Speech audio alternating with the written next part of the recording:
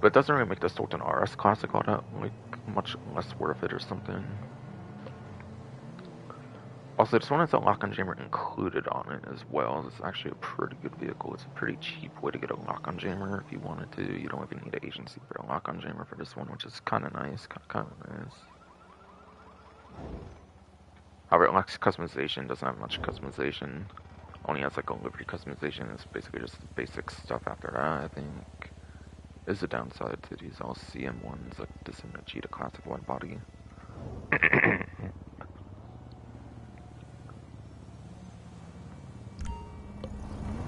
Oops. Sure, honey. What the fuck you Sure, there? honey.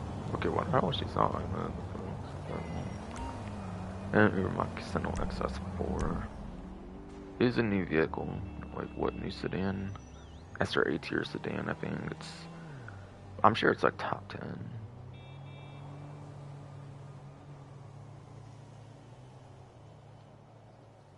I'm sure it's like top 10 or something.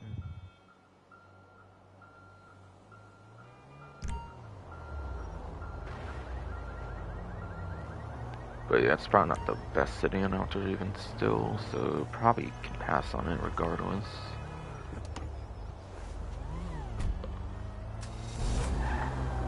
Yeah, I assume since the one is probably like tuner subclass, not a very good sports car itself.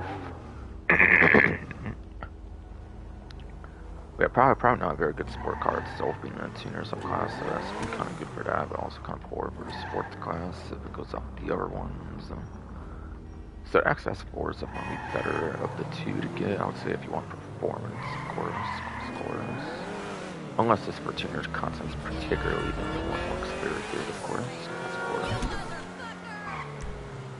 Alright, so now I think I'll go over to the Simeons.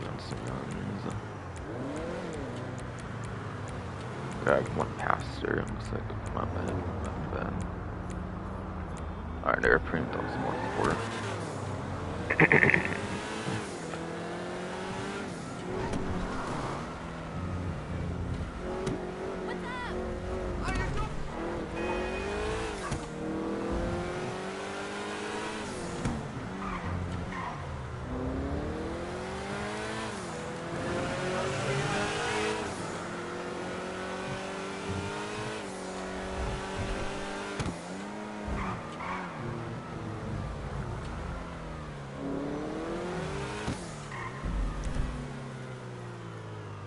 Robert, apparently. I don't really care to do that on the pseudo, on the pseudo, the way I see it.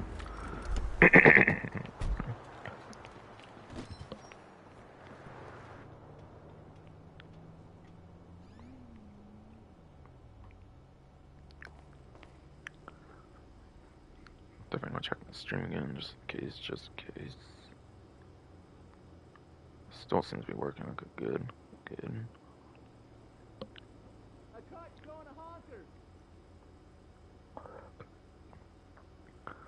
Here's the NS Cognoscenti. Here, yes, is the NS Cognoscenti. I think it's actually a website vehicle, though, I don't actually think it's vaulted on that one.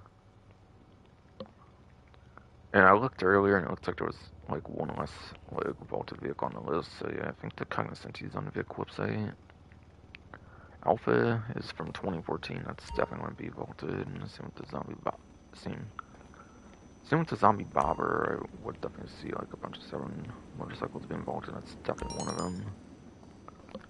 And a Super Diamond, I think it's probably vaulted since it's a CO vehicle instead of day ones. It's a good one to do it for. And JP700, since you have the weaponized one, the better version, it's probably just vaulted anyways, yeah. So I want to say the Cognoscenti isn't vaulted, but I think the rest are, I believe. ID, document forgery, whatever. Plus promotion, whatever.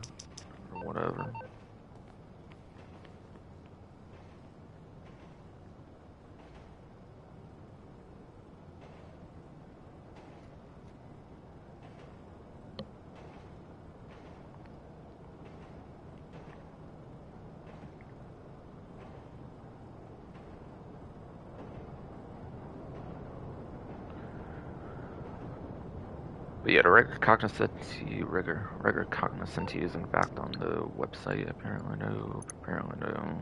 I think those are usually 4-door, right? I think so. Think so. So yeah, a little preview some discounts. It looks like. But yeah, it's on the website. Yeah. The regular one does have a lock on jammer available, so I guess it could be a little worth it. But obviously, the armored version is just going to be better if you want to just go one of those two. Because it also has a lock on jammer and it's got the slightest tad of armor in Boris class at least. We're looking at Tuesday, right? Yeah. So not vaulted, but it has the armored version, which is pretty good. I think the one on the CO is also the armored one, right? I think so. So I don't think there's too much value on that one aside for just a lock on jammer vehicle, I guess. But again, the armored one does it as well. So unless you want like every single lock on jammer vehicle in the game, it's not a big deal to buy that one, I would say. I would say.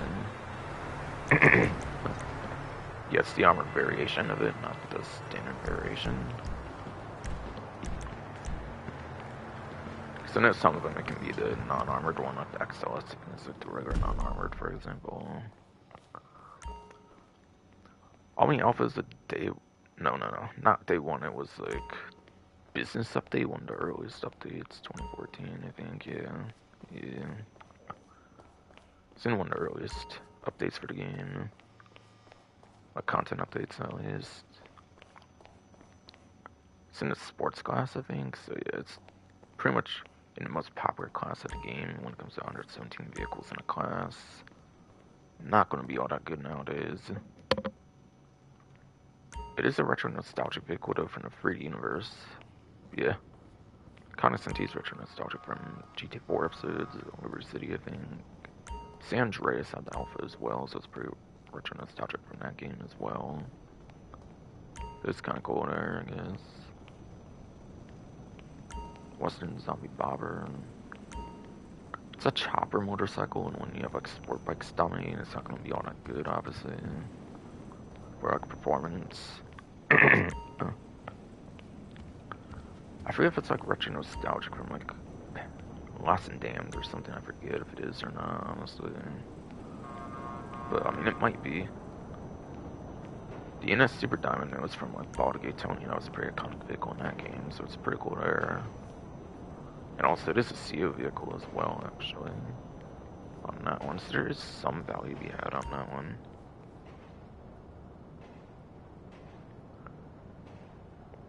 There is, yes, some value to be had on that one. Let's get yet another political text I'm not even asking for at all in my life. Fucking, like, waste of fucking resources of power or some shit. Whoever the fuck you saying that shit out or something. Or, curse. I thought, curse, I guess. YouTube.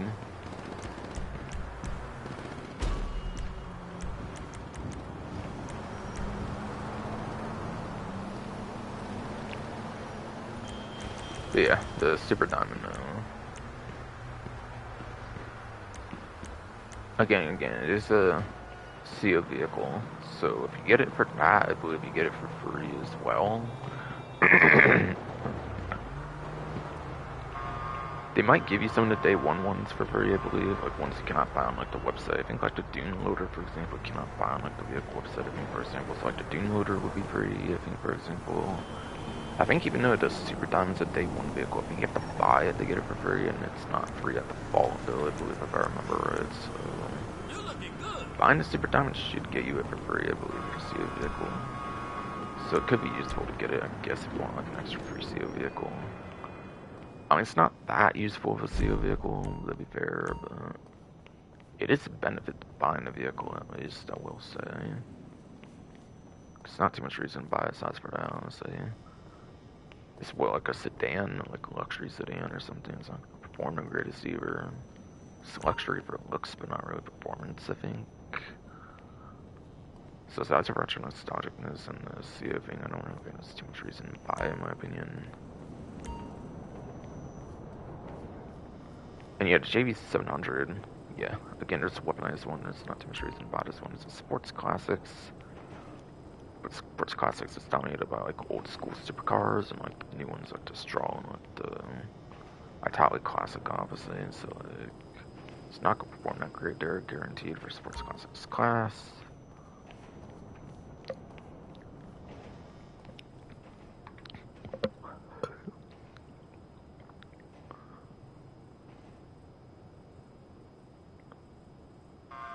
So yeah, going to remove vehicle states once again, but for this dealership now, this dealership now.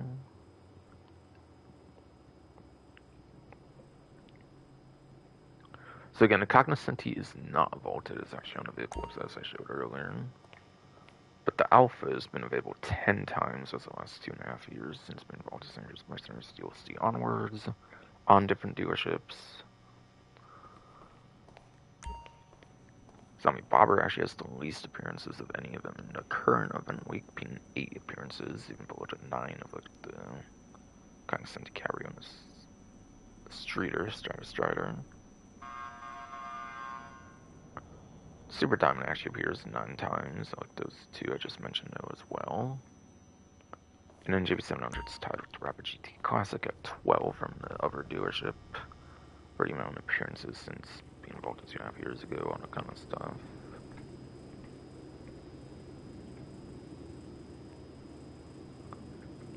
That gives an idea of the appearance rates, perhaps.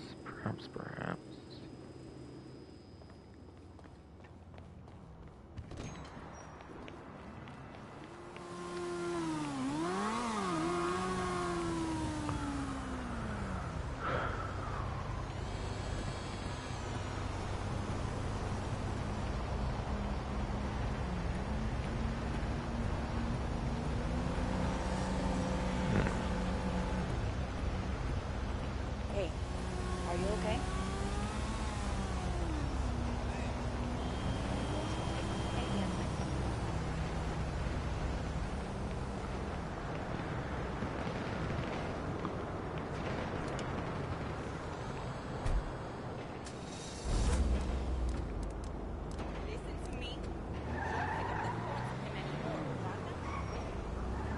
Alright, so now it's kind of Russo's stuff at this point.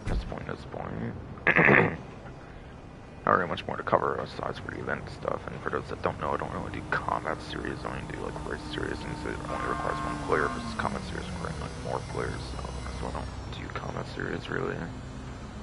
Especially with the matchmaking, invite only tends to be like impossible to do in invite only, so you have to go like public lobby. I don't really care to do that really do. Maybe I should since it's like 2-1 new map nowadays, but like I just don't since I didn't really do it back then, so I don't really see the reason to start now really. We're really done. Like any I did play were pretty much like off stream, I think. Off stream, I think.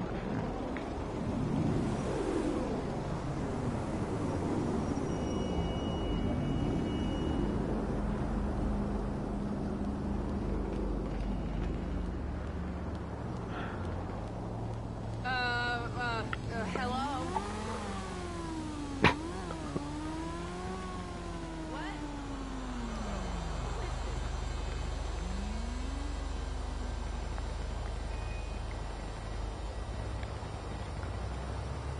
So I already spoke about earn double and counterfeit cash, how good that already is. How good yeah, the counterfeit cash kind of is, already spoke on that.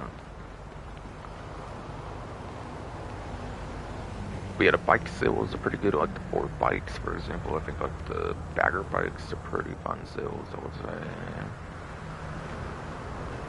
The boat deliveries are pretty good, I would say.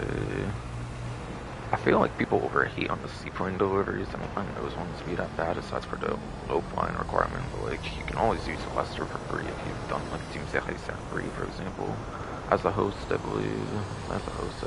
So like, every once in a while, I can do that. Basically, kind of negate that, as long as you like do it for a small amount of time. You don't like, have the helicopter shooting you up all that bad or anything.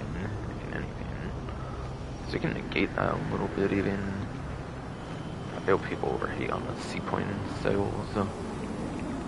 Sadly, I got rid of like the helicopter sale, I think, like in this update because one of them like, went over like a mansion location or something, so there's no helicopters anymore for the those were a pretty good one. But yeah, they got rid of the post-op ban one with like money for steal. See what's a big deal there. Like last update, that was like the worst one. The new worst one I think is like the trash trucks really, but honestly I feel aside for the trash trucks, the build are honestly not that bad. I feel for the sales. So go a little more details, I guess.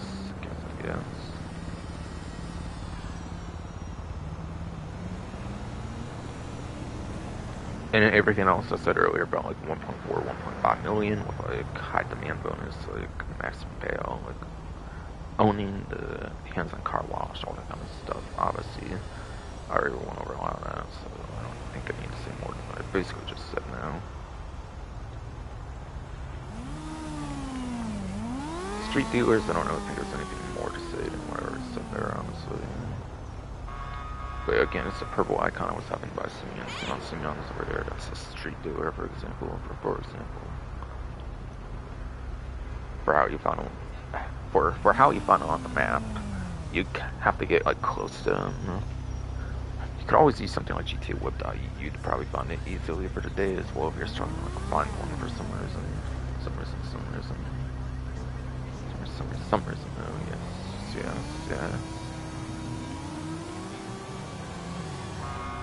It's my bow, so it'd be a Barty thing or something. YouTube.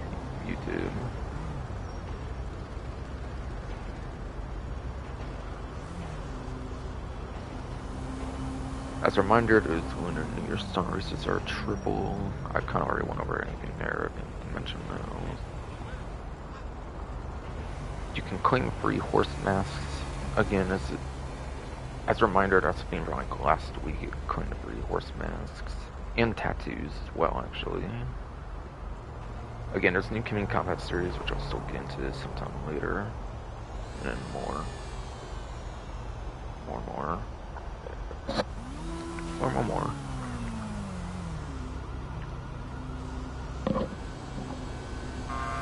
See, I didn't mic test it. I don't think I did actually this time. Whoops, hold on.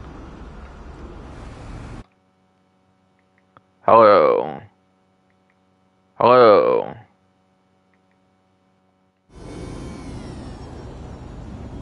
Yeah, sadly, I think I forgot the mic test, but as expected, it was pretty much fine, obviously.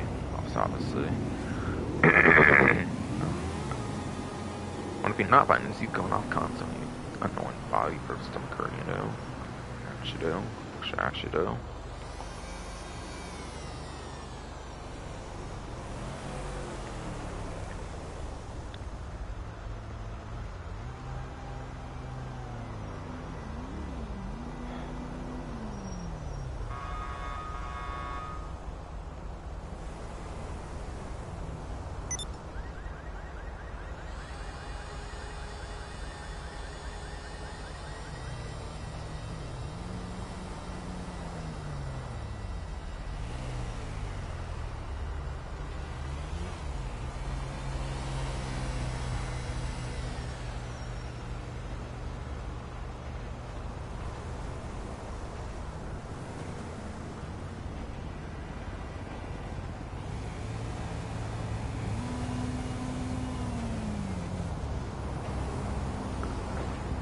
Alright, so back at Clubhouse contracts again. I think there's a detailed list on the career progression, so I want to go over that, I think. Like I was kind of saying earlier. Basically. So yes, I think like bikers here for once to do like all of them, I think.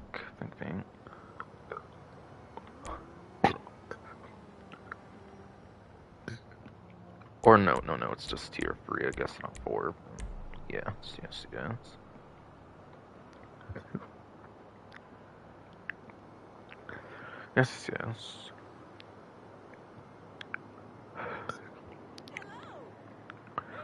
Say by the pound cracked, gun running, jailbreak, POW, torched, hit the roof, and life and death bikes. I think those are all the solo ones, I think. I don't think I've done any group ones yet, like Fragile Goods, Guns for Hire, 9/10 to the Law, Outrider, Weapon of Choice, I think all require multiple players, so honestly, any of those I would say are pretty good to do.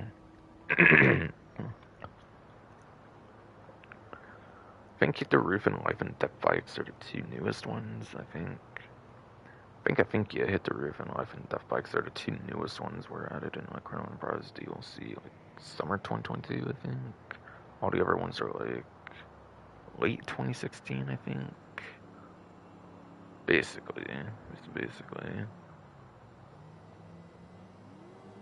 So before that, there was only like 6 solo ones, even, and then like 5 group ones, I think. There was like 8 solo and like 5 group ones, it seems. So I feel like the newest ones especially tend to be pretty good. Obviously, Hit the Roof and Life and Death Bikes. I think if you bring the Death Bike back, there's even like a good bonus amount of money or something you can get as well on like Life and Death Bikes. So like that might even be like the best one even as well. Torch has a location like the cheapest bike clubhouse, for example, that I own, I believe, and that can be pretty good, especially if you get that location. That clubhouse, the clubhouse location doesn't matter too much. I think it's just doing the contracts and also like the deliveries. I think for the bikes, which isn't even that bad. And the cheapest location is like pretty in the center of the map. It's like you can have the cheapest location, have a pretty good torch location that can show up. And of course, all those other ones are pretty good as well. And for solo ones, the other 5 and require like multiple players, and therefore not as high on the recommendation. And I don't really know much about them for that reason. That's my bit more I'll talk about there, then. Wait, oh, I went down to 8.8 million or something, right? 10 million might have been like for my Pamper statue before, customized to Italian Caustic, right? That's probably right.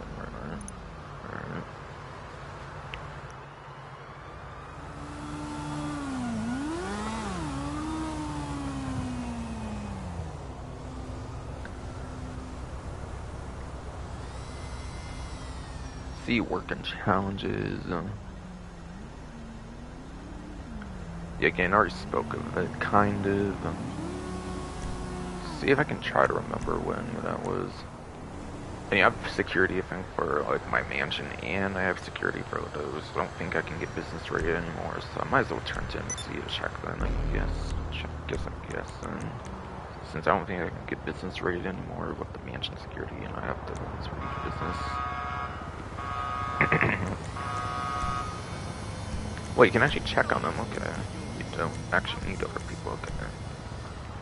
We had deathmatch. Yeah, club work deathmatch, I don't think it's going to be that good, honestly. It's going to like put target on your head, pretty much if anything. You're going against like another MC, so it's going to put target on your head.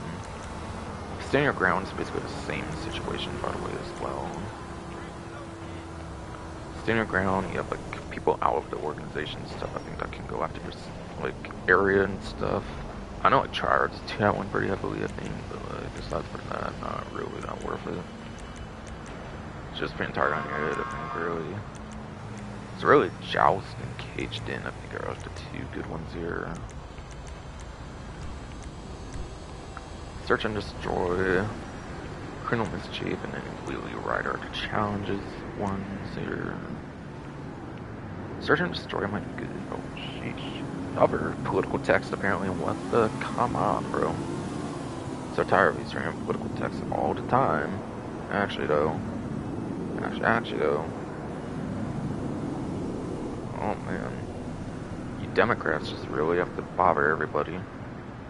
And are so miserable and everything, huh? Though.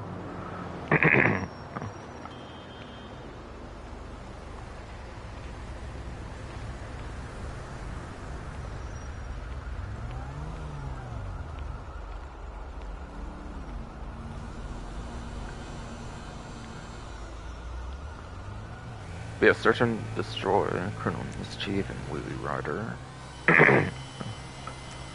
Yeah, Search and Destroy, I think there's advantages using like depressors and like Death Bite, for example, on this one. Criminal Mischief sounds like some destruction kind of one too, or something to me. So like I could see that being the case there as well. And then Wheelie Riders, some are better than others, like King Wheelies, of course. In different like locations and stuff, I think, for different like motorcycles and stuff, so like stuff there could be helpful there.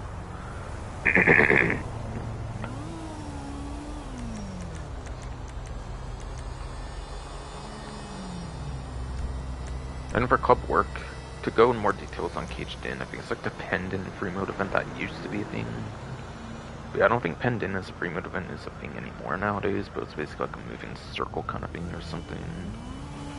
I think they vaulted out one eventually at some point of the free mode events, I think, for like 2015, like purple free mode events. But I think it's basically the same thing, but it's like motorcycles and it's like the club work thing.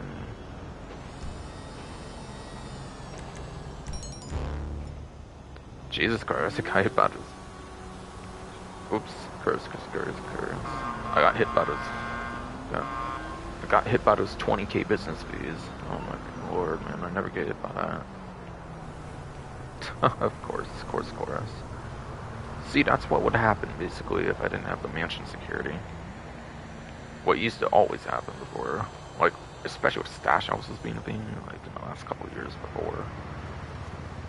Thank goodness, their security team just stopped the cops. Raiding one of your businesses so you can relax. Okay. I think it's just flavor text, I'm guessing. I don't assume you can actually see them ever, like, kind of doing it, like, attempting to even, I'm guessing. He's actually on the deal under like persistent 24/7 anyways, so not me, that's for sure. Even with all the buffs they've done to him and everything.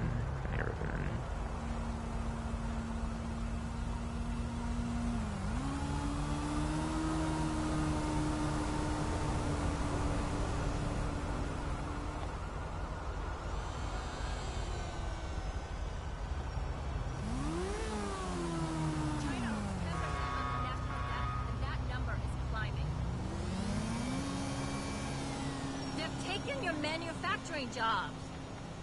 It's a reminder that weekly challenges to win 2 stunt races for that 100k for yes, that 100k. And there's no clothing items, just 100k this time. It looks like.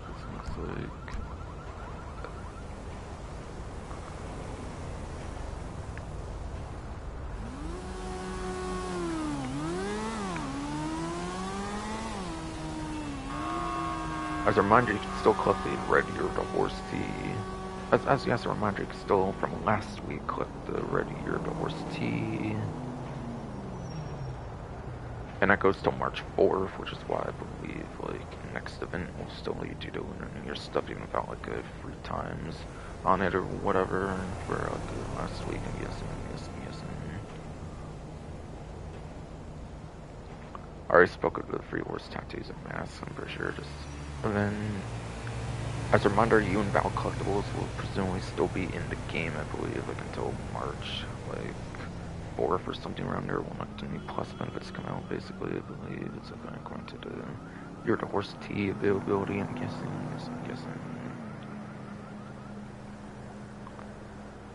And after that, I think it's just going over combat series, and again, I'm not going to even play the maps, since I would have to go into, like, public lobby, even get some good matchmaking going for that, I believe.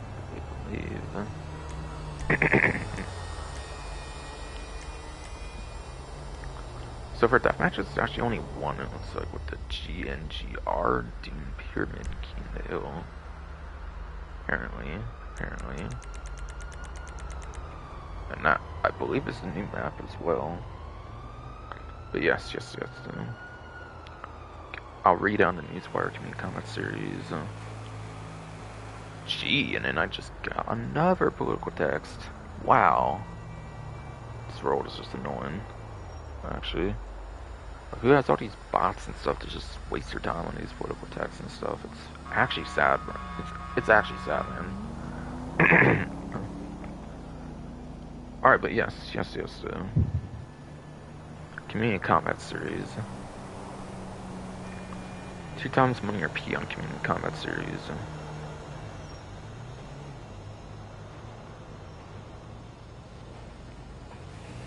Scale the size of a pyramidal structure built over the heart of the Grand Senor Desert in GNGR Dune Pyramid, King of the Hill. A Team King of the Hill, created by Ginger Travis, Colonel Travis in all caps, and the latest addition to the Community Combat series, dishing out 2 times money RP this week. So that's the paragraphing for it then. Yeah, that's the new map there, the GNGR. Dune, Pyramid, King with GNGR, like concrete claim things, something all there, being all caps along with the KOTH for King I'll say all caps there. Wait, that's the only map? Wait, seriously? They've never done that before, I think, where they've only had like 1 map before. That is weird. They only did 1 new map. I mean, I know they only do 1 new map usually, but they only have 1 map at all. It's kind of weird. I mean, it is kind of weird. I mean,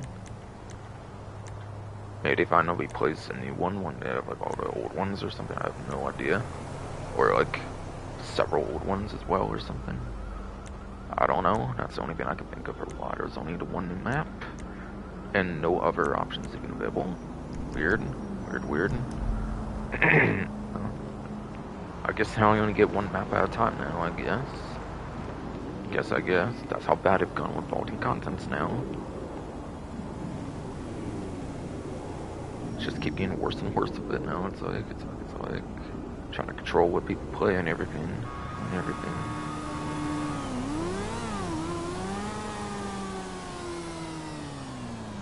So I think it's like discount time at this point. I think I pretty much went over money opportunities at this rate.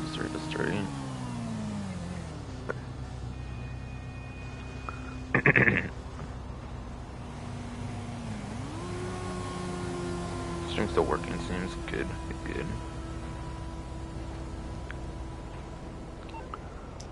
Well, there's maybe a couple more things, or at least this anyways. FIP priority file for the week here is the black box file. What sucks is the one that has the priority file. If you're only playing to like 1 of them, it at least means it could grind the Fine Art and the Project Breakaway back to back. If that's like your main moneymaker for some reason. If for some reason your main moneymaker is to like FIP files for some reason, it's actually something you can do at least this week since it's opened up for non-priority on these 2. So while it does suck, this will be the one you have to kind of do for priority. It's kind of works if you grind them consistently for the other ones that are like the best ones to do. But I assume not many people do that nowadays. I assume not many people do these nowadays. I assume not many people do them nowadays. Yes.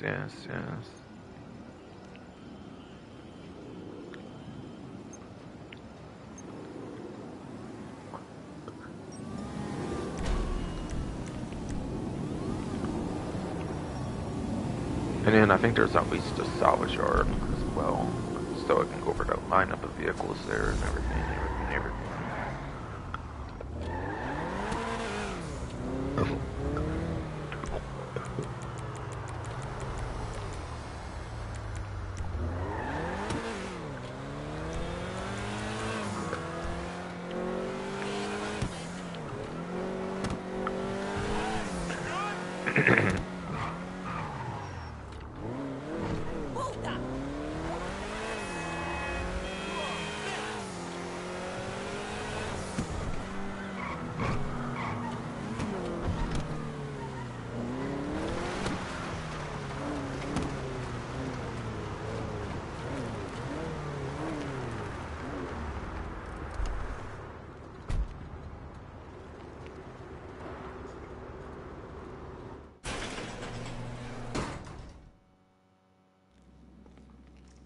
See you around.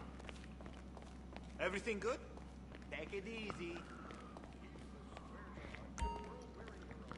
Yeah, I always find it interesting is when you have to do like from the menu when it came out the update after. I think it started letting you do it, like Sandra's Mercenaries update from like the computers and stuff, of course. Of course.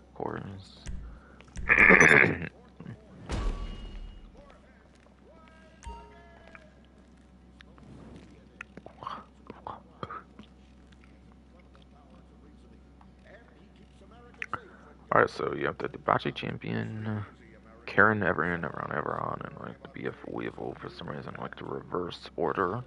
Or like lowest to highest, it's like highest to lowest this time for some reason.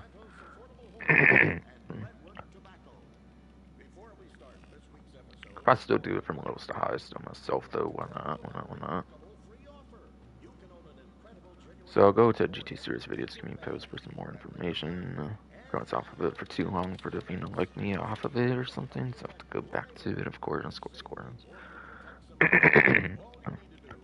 Or scores, yes, yeah.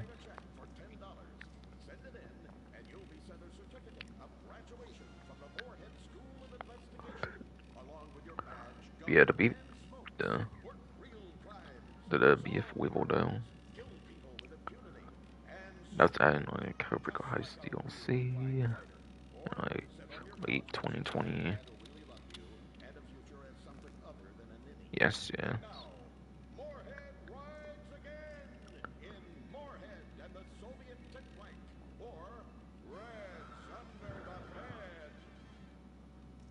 Has the like custom upgrade to the BF Weevil custom, for example. Get some flavor text on the vehicle there. It's a standard range vehicle for the week. Basically. And it is available for the McTony robbery. I don't know what the manning plate is, but it doesn't really matter when you cannot claim them anyways. But yeah, the robbery for it is McTony robbery apparently. The one all the way over in like Toledo or whatever.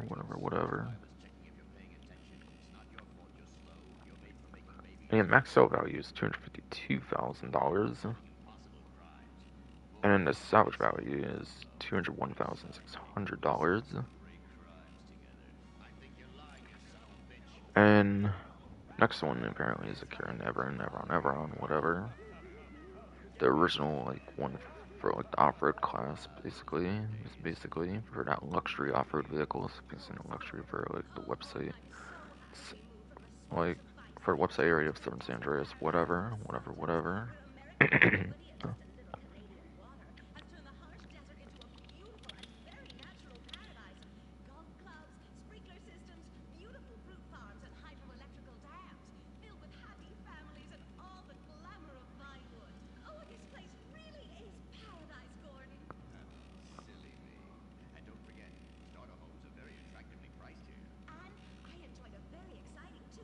But yeah,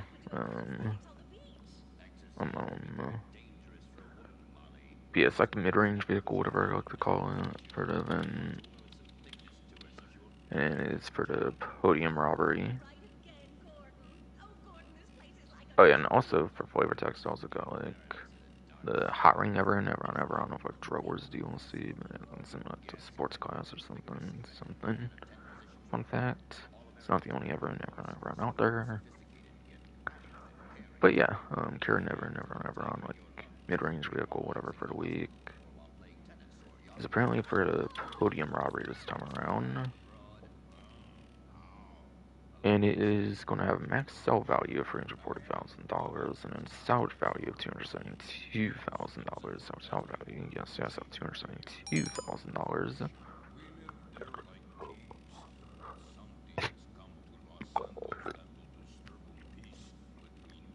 Yes, the max sell value of $340,000 and salvage value $272,000 exactly.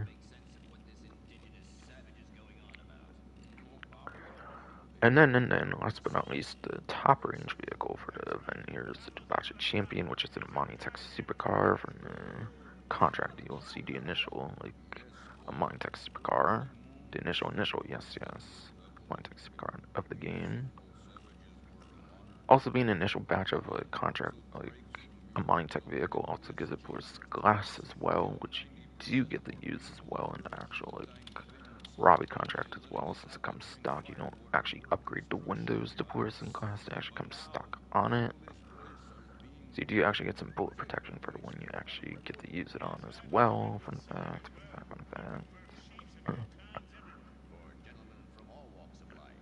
And the robbery for the top range vehicle this time here, the Debauchee Champion, is the Gangbanger robbery.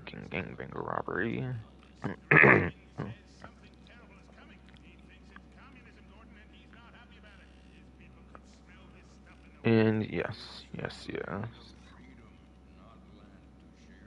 Has a max sell value of $390,000 with a salvage value of $312,000. Yes, so max sell value $390,000 and salvage value $312,000. Kato. Yeah, when you do get some extra bullet protection on since it has porous glass, which is nice. That comes stock on the vehicle. I don't actually think it's a single vehicle you upgrade to porous glass on for whatever reason. I'm surprised I don't with how money hungry they are in this game. For Rockstar. Of course. Not even seen the C version of it because YouTube. YouTube.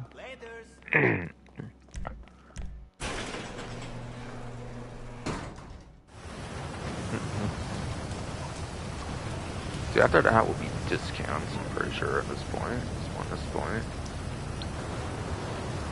So yeah, for property discounts, actually hold on. For property discounts, better do a map this time. And I believe it ties to the counterfeit cash, honestly. Let's see.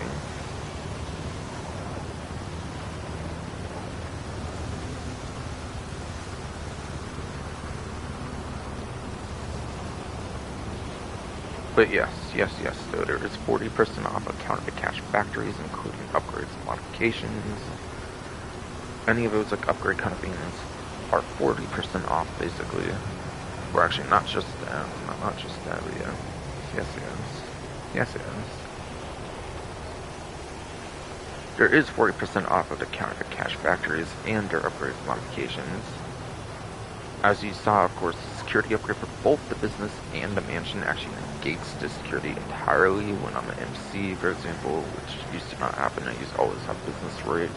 Whenever I do the stash house, I would always tend to have business rates when I would be an MC for longer than just simply doing the sales for the business. So I do highly suggest going for every single upgrade on the business. I can officially say now, basically. Since I would have felt hooked up to one of those if it weren't for the new mansion security.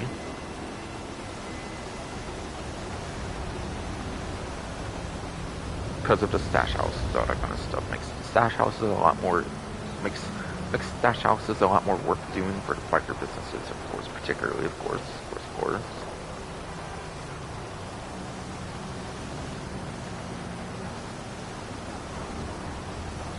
And yeah, counterfeit cash got boosted, of course, in the last update's hands-on car wash, so obviously it's a pretty good biker business, not even like the best biker business in the game now. Could even be better at cocaine, it could even technically be better than the cocaine, I believe. With the buff it got the hands-on car wash, for all I know, of course, it got 35% boost. I don't 100% know, but I assume it might be better than cocaine nowadays, I could very much be wrong though. And therefore making the best biker business of the game. Any other discounts are going to be vehicle or weapon related, it looks like at this point. I usually go over the weapon ones I usually go for weapon ones, of course, when I find a gun van. If I do, if I don't, like by the end of the stream, I usually do it by the end or something. So I'll go into vehicle discounts, I think, then. And then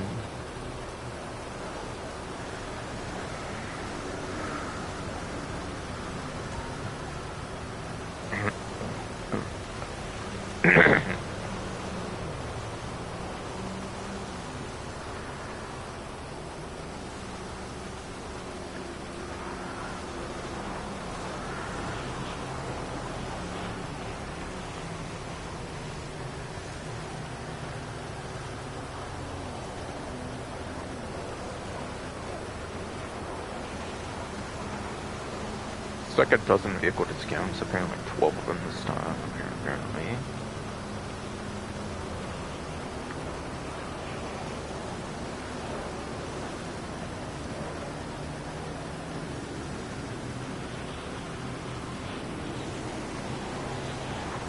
I don't think there's any for the arena website.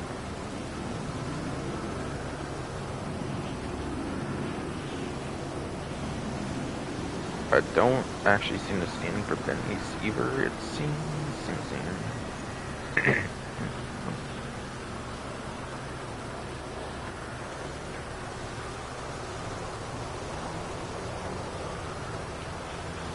I don't believe I see any for the latest website either. So it looks like legendary is going to bring me to the starting one. Usually is something not legendary. After all.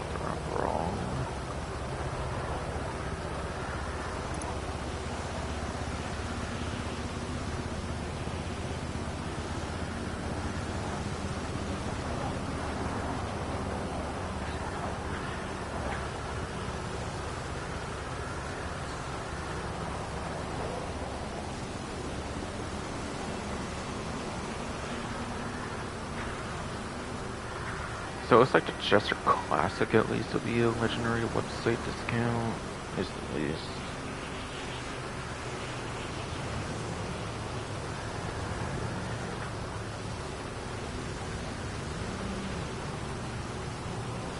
Looks like at least a couple discounts for legendary. Looks like it. Oh my goodness, man. Another political text, actually. Wow, man. Get some lives, people. Actually, though.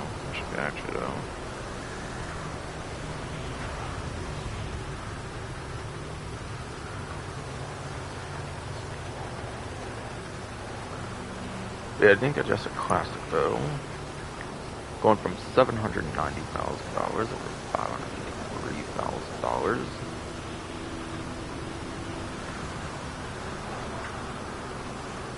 Like, what, like 37?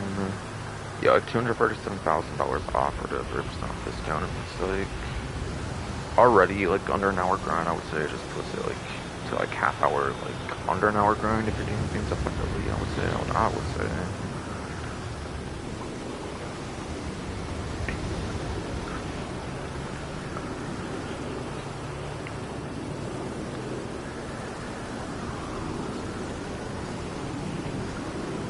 Yeah, I'm going out of vehicle states finally over to the top speeds race tiers.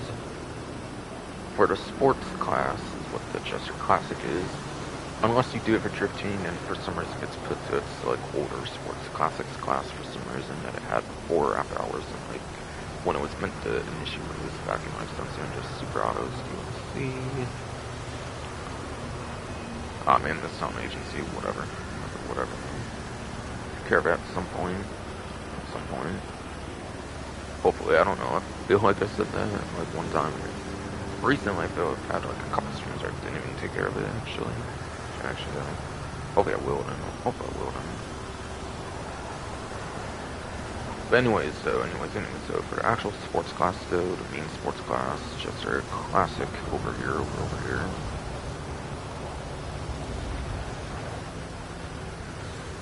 It's apparently going to be in the I tier. It's actually, yes, apparently the I tier for the basic sports class. And that is 80th place for a lifetime. That is, yes, 80th place a lifetime. And 61st place top speed. 61st place top speed.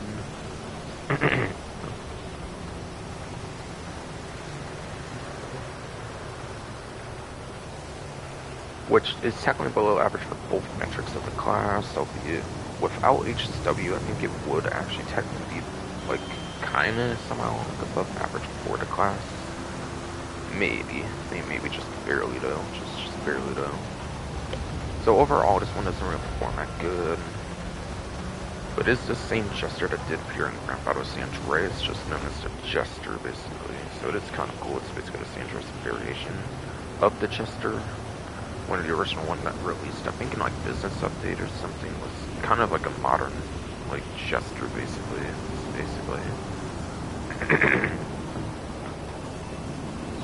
So it is a very cool throwback vehicle, at least. So that is something, at least. No lock-on gem available for it, apparently though.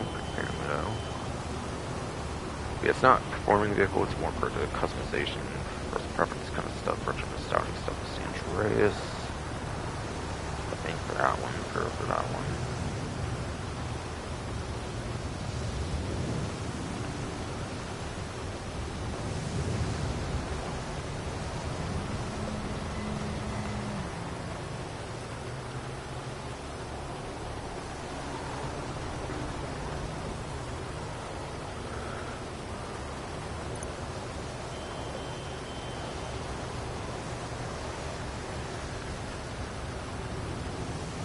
And yeah, the Jugular, when I was going over to Cognoscenti, yeah, that one was just showing up.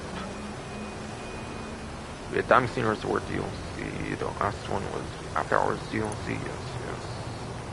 Yeah, Jugular does actually have access to a lock-on jammer, so you can get Mr. Lock-on jammer on this. It is a 4-door sports car. I think it's also one of the better 4-door sports cars as well, if I recall right. So like, it's really good there in quite a couple of circumstances. And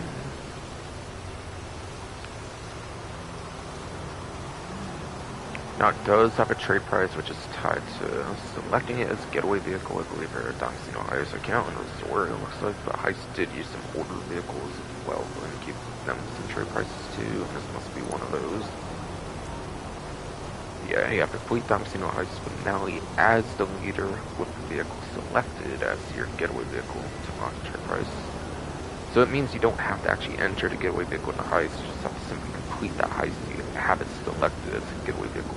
Or basically, if I was wondering, or that's what I was wondering.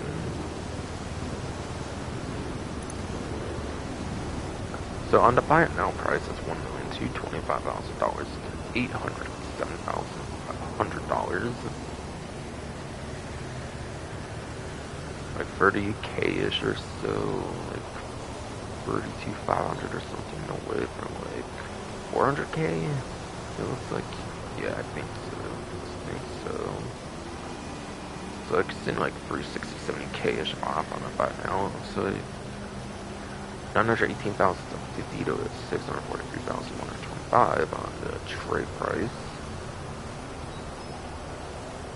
To like 218,750 and 700K.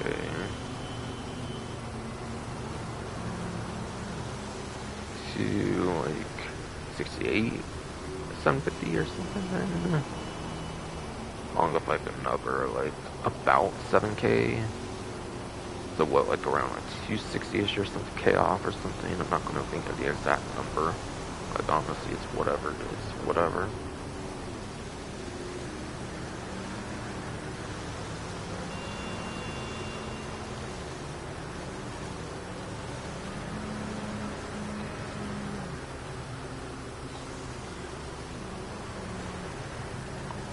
But yeah. Regardless though, again, I believe it's pretty good for the 4-door sport cars in particular, at least. So, like, it's pretty fine for like stuff like heist setups and all that kind of stuff. It's going to be a pretty valuable vehicle there if you just want a simple like 4-door sports car. It's kind of very good for a case like that, obviously.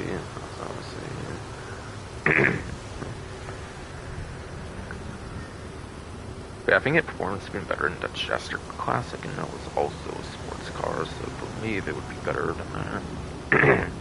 At least performance-wise, yes.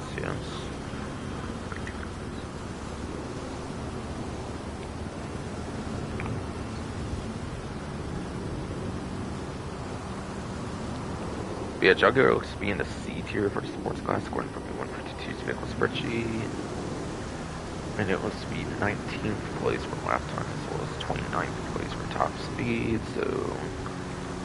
Yeah, it's in the 10s, apparently, for the lap time, and 20s for top speed. If you even took away HSW, it'd be like 13th place, basically. Which is only a couple places off top 10, which is actually not that bad. Again, it's like pretty much, I think, the best lap time for a 4-door sports car in the game, I believe, from what I heard. I believe pretty much every single vehicle above it is a 2-door. I believe. So I think it is the quickest lap time sports car when it comes to 4 doors. So it's actually pretty valuable if you want to use it for like a heist setup or something.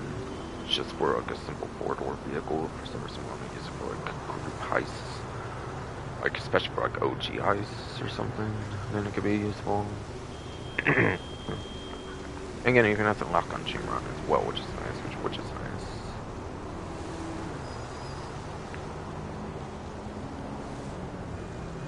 That you can buy for like an extra 400K or whatever. So I mean, for sure, the Jugular would be the one of the two to get on this website. Pretty much.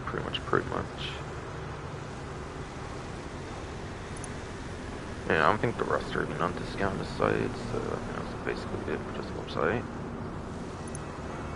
10 vehicles that go, I believe, on other websites though. Some are on Warstock, pretty sure. Don't think any of those like service kind of like vehicles on the, like service type are on discount. I don't believe. I do not believe so.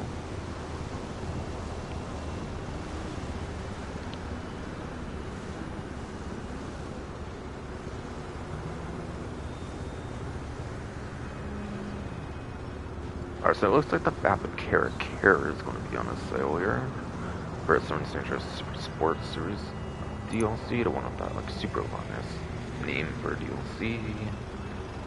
And it goes from $1,775,000 to $1,242,500 now. If there was one vehicle in the update, I think that had a trade price, it would have been this one, but like Seven Dangerous Super Sports Series, whatever update, I don't think was really like known for like trade prices really. Like the Sea Sparrow, for example, didn't have one, for example. So it might very much not have a trade price, but it might just have a platinum price. I think the only one so far with the trade price has been the Jugular, basically. But this one might, I forget. Yeah. It's over $500,000 off on the 30% off on the vehicles. It seems every single vehicle did 30% by the way. It looks like if I haven't mentioned yet, I don't think I did.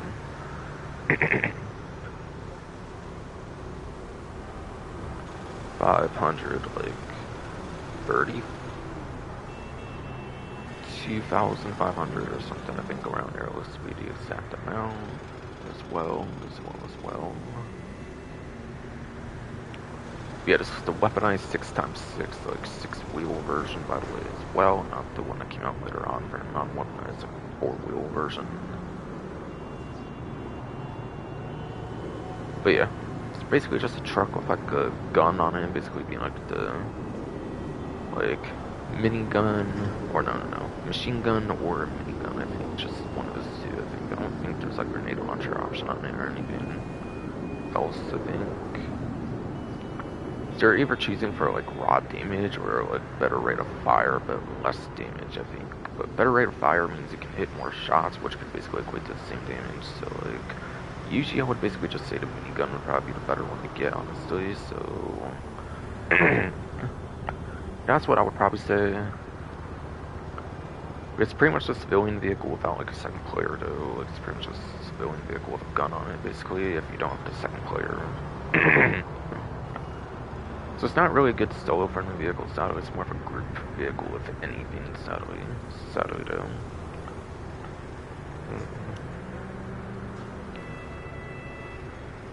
But I think it is very good. I think it can definitely be pretty alright, right?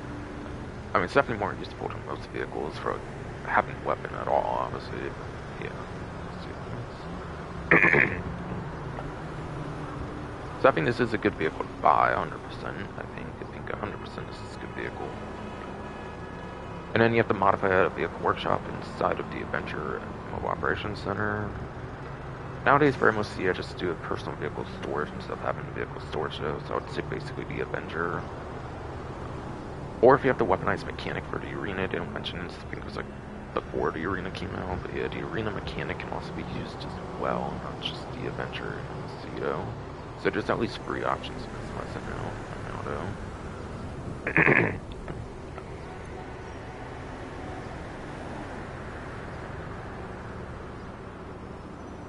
Yeah, it's a good vehicle. It's a good enough vehicle at least. It's not the greatest, but it's good enough at least. Not going to go over performance, weaponized, and therefore it's technically already it would be useful without performance in mind. Now, in certain pickup, I think it actually might be on sale actually this week. Usually it's like a glitch sale or something for me. Alright, yeah, it says heavy in certain pickup, which seems to be this one, yeah. So this is apparently going to be 30% off for the event, so it's not free, it's a holiday gift from like back in like 2018. I already owned the vehicle before that, so it's always going to be stuck with free, I guess.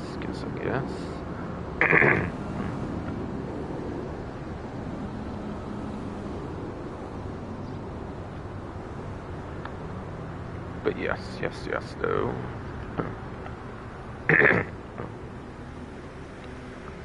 So it's only 100.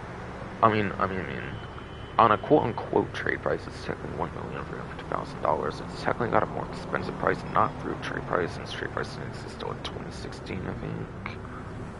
But it kind of introduced like buy it now prices, basically. That less than when you do the heists, basically, or something. Later on down the line, so it can be available more expensive if you haven't done the heist, I think, as well nowadays. Even though back then, I think you actually had to do the heist to even get the vehicle purchase at all. Yeah. It turns into in such a big custom if you turn it to a custom version for like another couple $100,000, which is actually very, very worth doing, since it turns a very good vehicle. It turns into a custom one you can actually put in like your garages and everything instead of being able to do like a Pegasus vehicle like this one is. So yeah, the Pegasus one is kind of meh, I would say, but it's weaponized, so it's still useful. It's a one over performance for it though.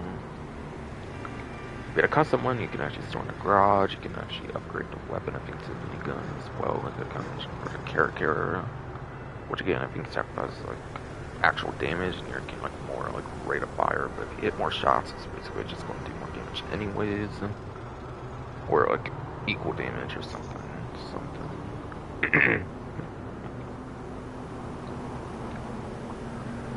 You can also do like proximity mines if you're on the back of the pickup custom, which lets it have some solo use as well, which I do like, which I do really like.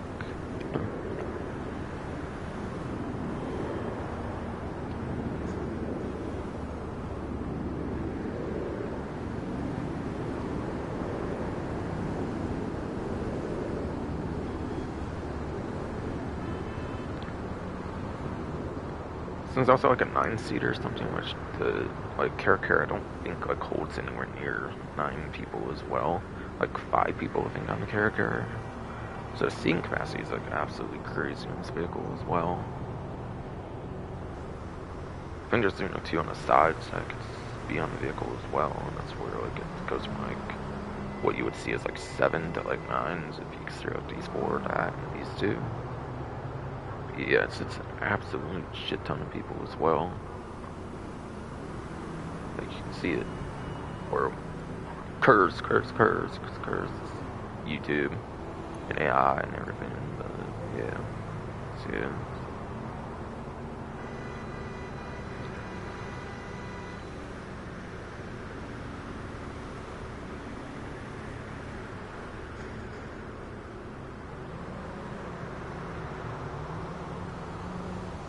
Yeah, 5-seater to 9-seater, pretty crazy. And yeah, the custom one still has the 9 seats. Obviously, just has like all the crates with bells and whistles. Obviously, so obviously it's just completely better. 100% that's a good vehicle to get on the 30% off. I don't know what the price is since you can't really see it, obviously, but yeah. They're alright now, or something now,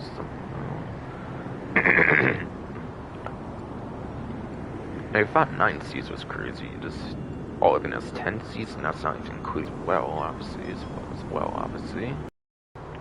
$1,709,000 to $1,253,000 around it.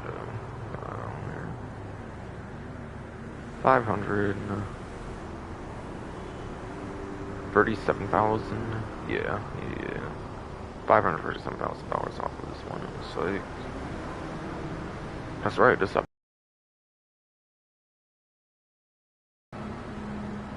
So do you have to have it in a hangar if you want to like missile lock-on jammer though? No Pegasus one will get the lock-on jammer, just the personal aircraft one, of course, in a hangar, of course.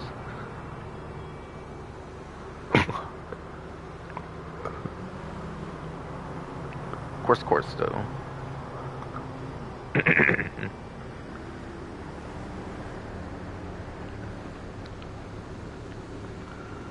Of course, they want to monetize those lock-on jammers really heavily, so yeah, of course, it's only for the personal aircraft versions of the like actual hangar. If you actually decide to put one in there, when otherwise it's just a Pegasus vehicle, basically.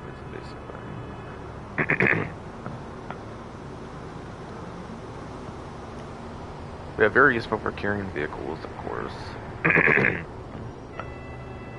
For import-export DLC, it can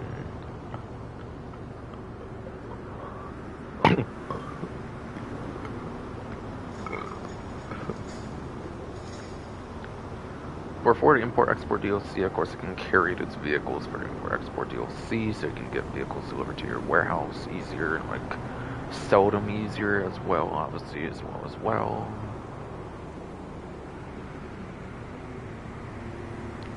Nowadays, though, the DH7 Iron Mule is just better, though. Nowadays, the DH7 Iron Mule is just better, though, but they are used for import-export, but don't have the DH7 Iron Mule for some reason. Also, you might have a location that might not fit the Iron Mule that well, since it has like a huge rotor, and it can be like a good backup option, I guess.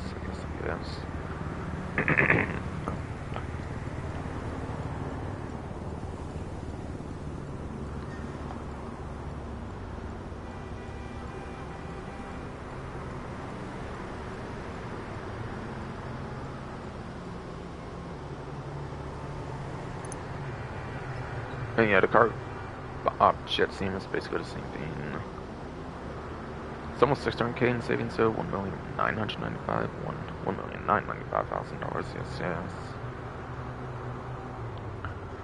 To 1,396,500. 1,500,000 short of 600k, which is basically 598,500, I believe. Quite literally, it's the same vehicle. It might have a longer hook, I'm not sure.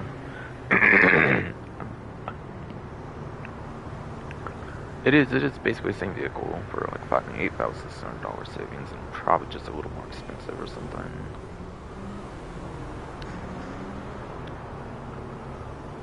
But it might have a longer hook than a regular cargo bot. I'm not really certain on that, if that's really the case anymore, though, or like if it ever really was, but it might.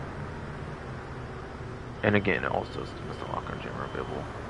Apparently, if you put in the hangar, it's personal aircraft only for when you do spawn in the hangar. Or of course for like the menus, I can do it for you for like the Higgins Outdoors or even your personal aircraft menu, of course. As long as it's just personal aircraft, it has the lock-on jammer bought it for it, of course. As it'll later Safehouse available as TLC.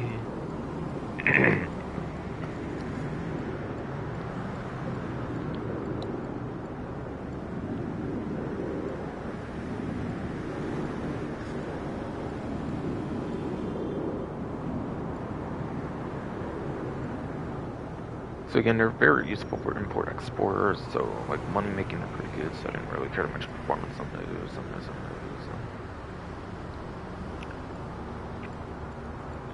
Yeah, Buzzer I don't think is actually on discount. I think that's it for discounts. It's the Carrot and Search Pickup and the two helicopters there for the two different cargo bobs.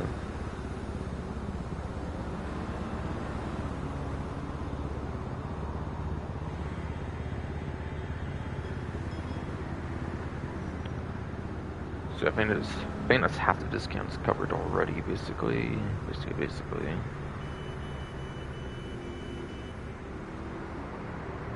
That seems to be working. Okay, good.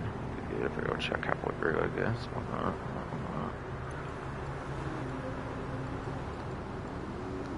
Yeah, I don't think there's any boat discounts. It's probably all just suffering at this point. I'm guessing there's definitely no cycle discounts. Definitely not any cycle discounts.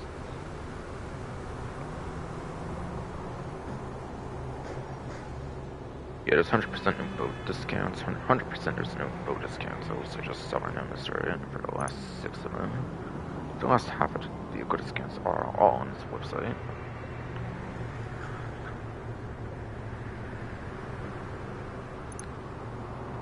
Alright, so starting at the top of 2-door, apparently money runs DLC, just the classic Walton 035, 035, 035 stock.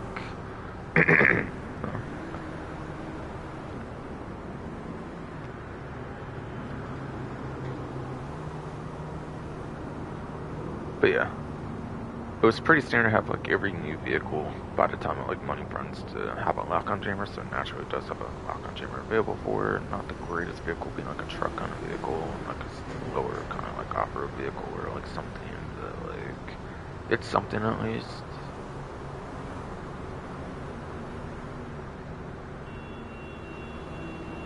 Yeah, 700, like 400. But less than like what, like 390,000 ish.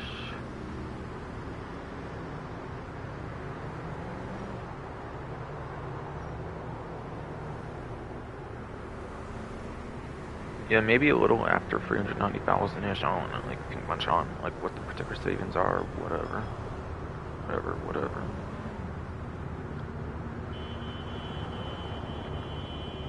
Yeah, this vehicle for the off-road class, it definitely is in.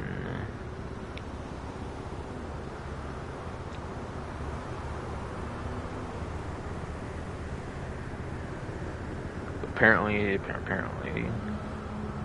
for the off-road class, it is actually in the H tier. According to the roughly 152's vehicle spreadsheet, and it gets 27th place for lap time, as well as 12th place top speed, actually. Okay. So technically without HSW, I think it actually gets 10th place on the top speed, just barely getting in that top 10, actually. It's actually better there than I would have thought. And there's a total of like 48 like raceable off-road vehicles, not including like non-raceable, but since there's only 48 raceable ones, it's really even. So it's pretty much below average for lap time, but it does actually have a pretty nice top speed, especially on like non-HSW platforms, or HSW say on like an off-road race for some reason, on like newer current platforms. So I guess it's just like pretty much alright at best, I would say. Like usually will be anything but alright, as such with that has the unlock on jammer in a newer vehicle. You know, like the last couple updates, every vehicle just pretty much gets a lock on jammer like this one. If it's like a new vehicle.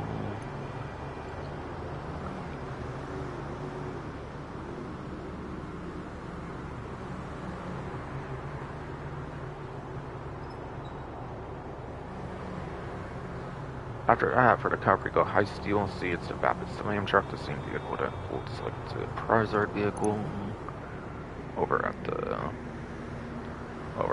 yes, at the Ellis Car Meet. No lock on jammer available for this one. It's Cedo.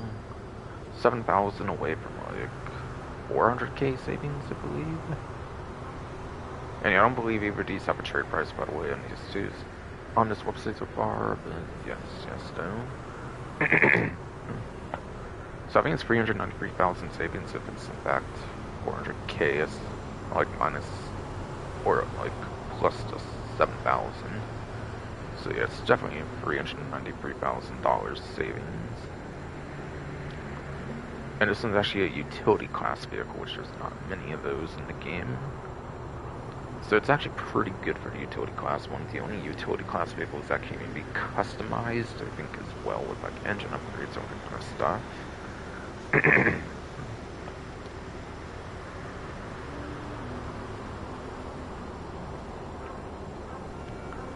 And it is actually the A tier. The utility class, each vehicle basically has its own like letter, I believe, for yes, utility class. I think every single vehicle has like its own kind of letter system or something. But yes, though. Yes, the Lamb Truck is A tier, apparently, of the like 6 raceable vehicles in that class. It's the A tier option. And it gives it 3rd place for lap time, as well as 2nd place for top speed, apparently. There is apparently a non-raceable that's better for 2nd place, by the way, but in terms of raceable, it's actually the 2nd best lap time as well, technically. So it's actually very good since it's in a very niche class, so like, it's good for vehicle racing and stuff for its own class. So it actually very much is a good vehicle, all things considered.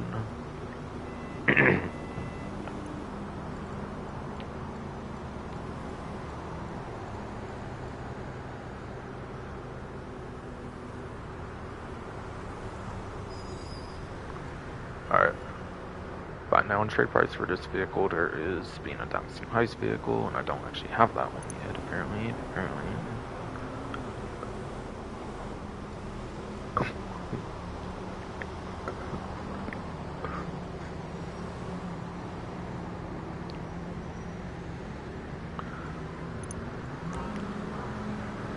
But it's the same one as the Jugular, it's the same requirement as that, so one's the same one.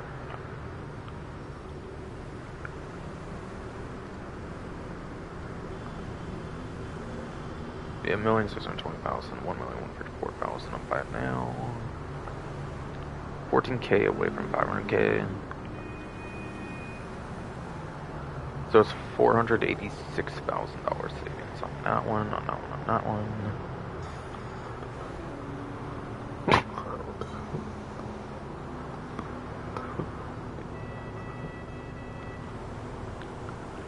Yes, so buy it now, 1,620,000, 1,154,000, $486,000 savings.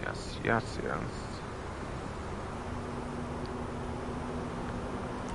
And then yeah, that trade price of $1,215,000 to $850,500.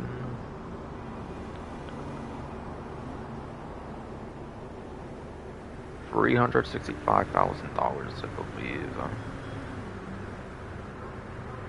Or 64,500 since there's 500 probably done. I think it's those savings basically though.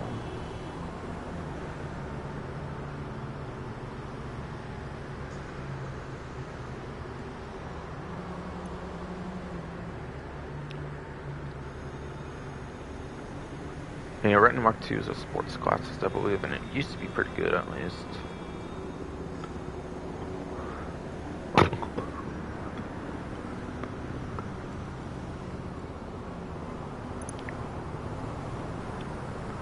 And yes, though. Retina Mark II is definitely a sports classics. It used to be pretty good, I believe. But yeah, I think nowadays with like this update happening, I think yes, nowadays with this update having like 3 new sports classics, it's not gonna be as good anymore though. Obviously, 1,000 though.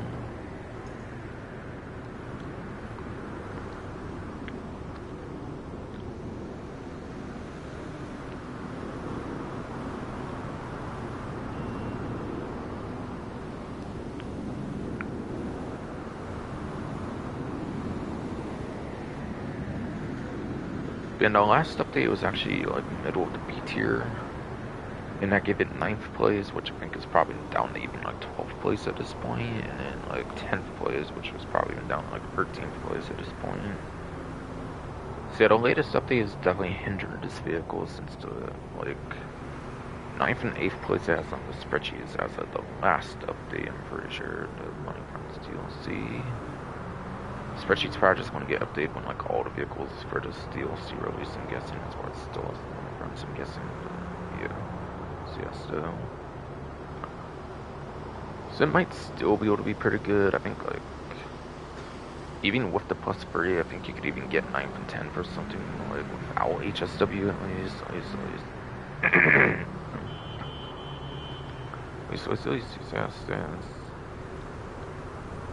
Yeah, without HSW, I think you could even still get like 9th, 10th place, even with the 3 new ones with the latest update, and still technically have top 10 performance for both metrics. So in niche circumstances, it could still prove to be kind of nice and useful for sports classic races.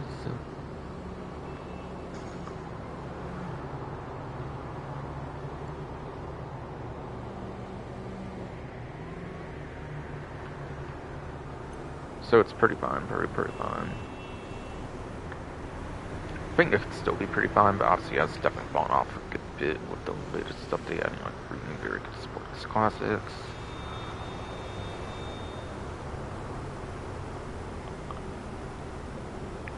There is actually another sports classics from the previous update, interestingly, the Full Car Nebula Turbo. Now this one, I forget if it has a trade price or not. I kind of forget if it does. I feel like it might not though, I could be wrong though.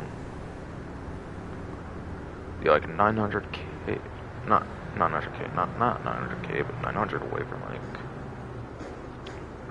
200k savings. I mean 240k savings. more so. So what is that? 239,100 then? 239,100. I think yes. Yeah, $239,100 savings. So, definitely. And this vehicle apparently has drift tuning available as well. And apparently it does have drift tuning to it.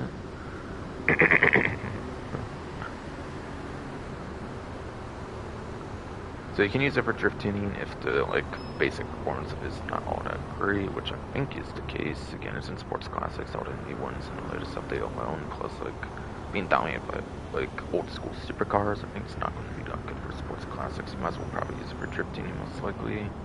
It's most likely.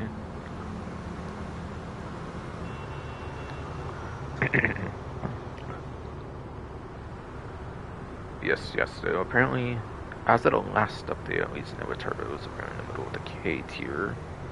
Probably might be even lower, obviously, than now. Obviously, with the latest update, though, once the special gets updated for that. And it is 35th place lap time, as well as 34th place top speed.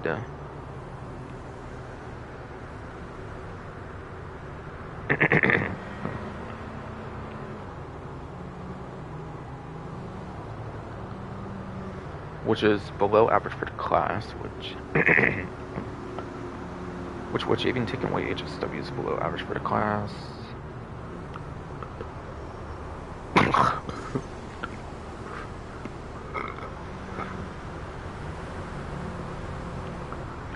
which, yes. Even if you take away the HSW is below average for the class, that still keeps in like the 30s basically, which is below average for Sports Classics class. So it's more of a drift tune vehicle and like retro nostalgic saves. I think it has like Nebula being like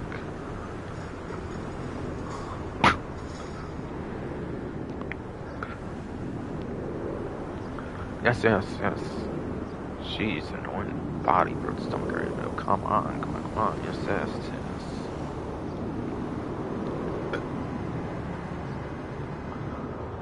But yeah, no.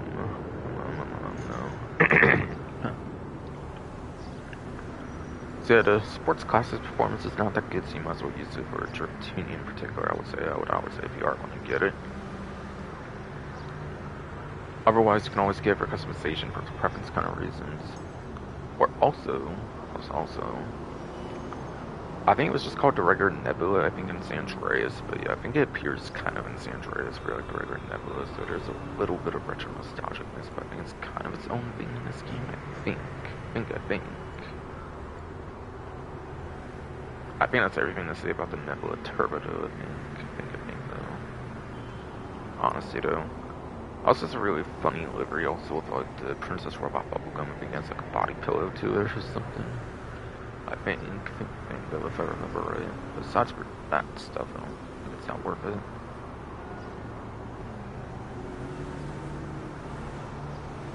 So, like, 2 more, I guess, for the scans? Okay.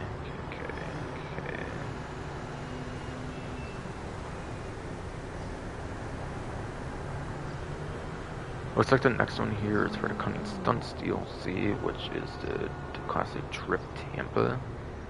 Now this was before Import-Export, which was the DLC known as... This was, yes, before Import-Export, known as the DLC to introduce trade prices, so it does not have a trade price, I'm saying, for the Drift Tampa. So it goes from $995,000 over $696,500. Which is 1,500 short 300k, I believe, as well. So it's basically $298,500 savings and a 30% discount. Has the Raga Rum and the Hot Racer liveries to them. And those are your only 2 that's going to be available for a basic variation of the vehicle.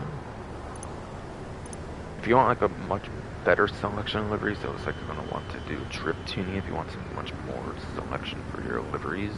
I don't feel like the current ones are that bad for it, but like if you want like more options, obviously, then like I think you want to be doing drift tuning for that.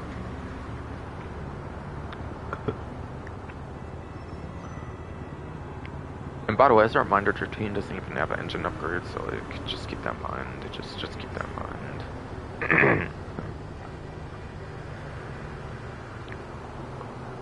I think the Drift Tampa is technically in the sports class. I mean, it's kind of like a muscle car, so like it's interesting. It's not really that good for the sports class. It's definitely not.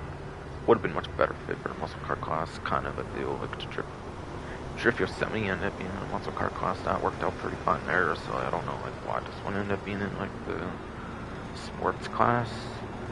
Maybe they felt it would be too overpowered at the time. Maybe. I mean, at the time it would have been too overpowered for muscle car class. I don't know. But, like, kind of weird decision in my opinion. Regardless though.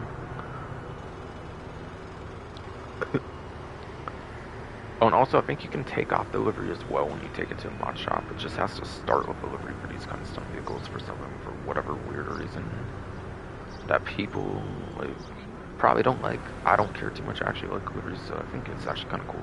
It has to start with delivery of build. Like, if you do not want a delivery on the vehicle, I think that is an option as well. You just have to take it in a mod shop.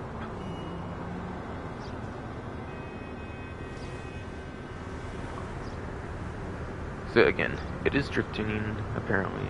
That's an option. Naturally, it ended up being drift tuning in like 2023 or something, that drift tuning. Like much later than its like 2016 release. And then it also does, yeah, the auxiliaries vehicle with that said drift tuning.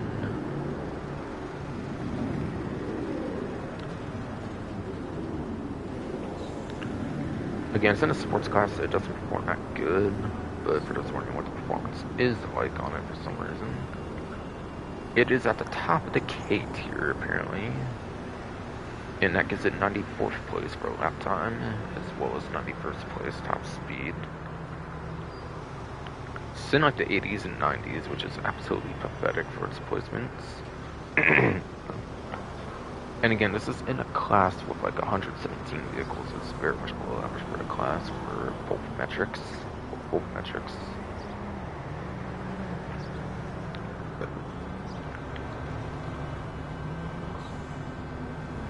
So you're not getting good performance on this vehicle. You're just not 100% not getting good performance. It's really just for drift tuning, I would say. Aside for customization for preference reasons. Also, the Tampa as a vehicle is iconic in 3D universe, even if this is like a full original variation of Gitana, and it at least does have the Tampa naming to it. You are iconic for the Tampas in the game, for like 3D universe or otherwise.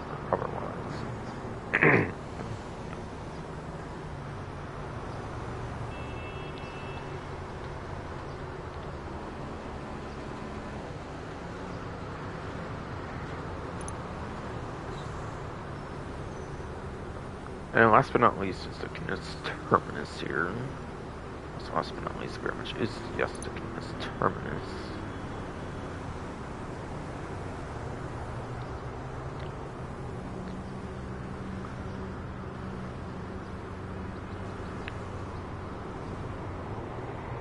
Which does have both armor plating and slug lines at least. At least.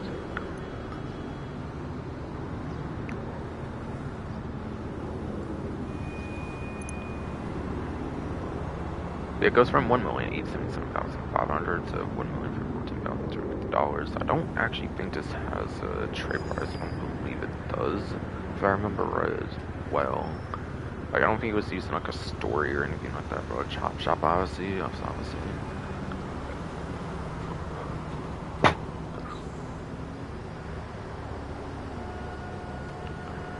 And you know, with the salvage yard robberies having like so many different like things to them or whatever, I don't really think there's a trade price for the Canis Terminus because of that, especially. Because so many different vehicles can feature in the salvage yard robberies, I don't really think there's a trade price for the Canis Terminus, which seem to have been introduced in Chop Shop.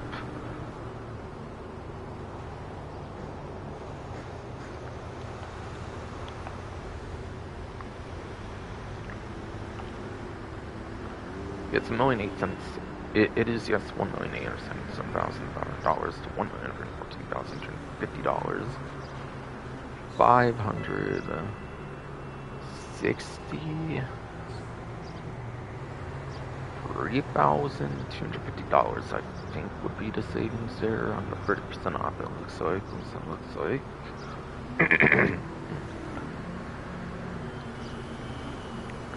And yeah, again, the vehicle has a modding tech feature, so has armor plating. It's not electric, so it doesn't get the best explosive resistance of any modding tech feature vehicles, and electric ones have the patrol tank. Electric ones get the patrol tank mechanic, where I think the homing launchers and RPGs do the same damage no matter what. I think as long as it's like electric, a mining tech as a short tank mechanic. This one does not have that, so it's not the best armor plating of any mining tech vehicle in the game. That is.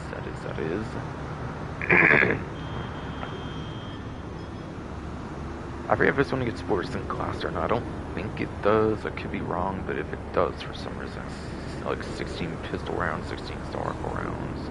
Not always 16, depends on like the type of weapon. I think like snipers, for example, can do it less. Also, the purple FMJ rounds just instant shred the leg force. also, yes, the purple FMJ rounds just shred through borders and glass as well. In like one shot, obviously.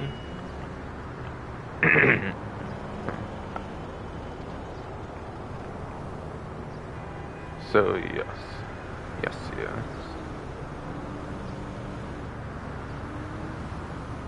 But yeah, I don't think it has borders in glass, but it might be able to. But yeah, it kind of mentions in here in case it does. Again, armor plating, but it's not electric, so it's not the greatest, but combined with lock-on jammer especially, it's very good armor plating regardless. No front-mounted machine guns, not original. It is not original contract batch, so it does not have the front-mounted machine guns for sure. It does have silk mines, which is basically just a basic mine type of the Imani tech vehicles. You cannot do EMP, kinetic, or like spike mines on the like Imani tech stuff, just the silk mines. And then there's missile lock-on jammer or remote control unit available for it as well. It is actual Imani tech, so it does actually have access to remote control unit. I'm pretty 100% on that one. I think the police one that came out actually only has the lock-on, not the remote control, but I think the basic one does have a remote control unit on it, I believe. Since they were still doing the actual true, like, Imani tech stuff back in, like, Chop Shop even. Before it was basically just basic lock-on chambers for vehicles from there on out, with, like, 8 or Safehouse onwards, or whatever, sides, of course, for the Terminus Patrol, I think.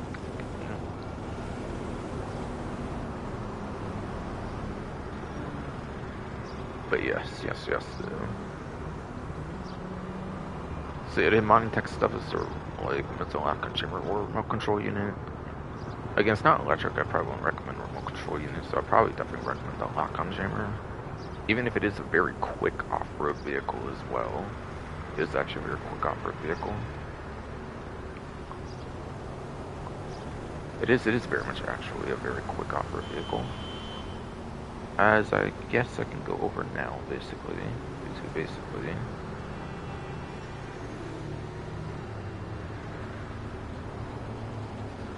So an off-road class.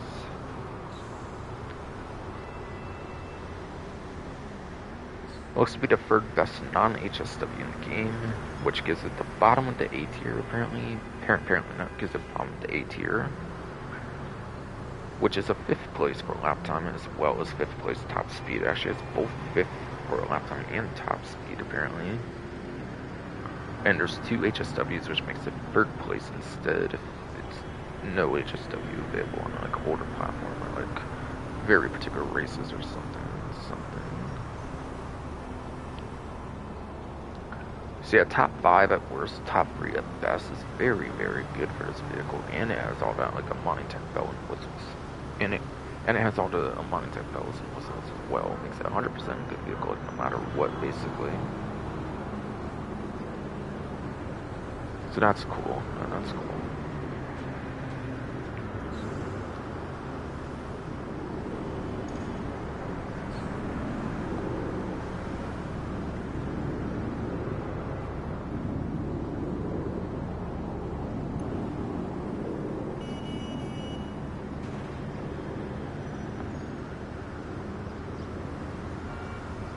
And I think that was it for discounts. I believe that was the final one. I believe that was the final discount.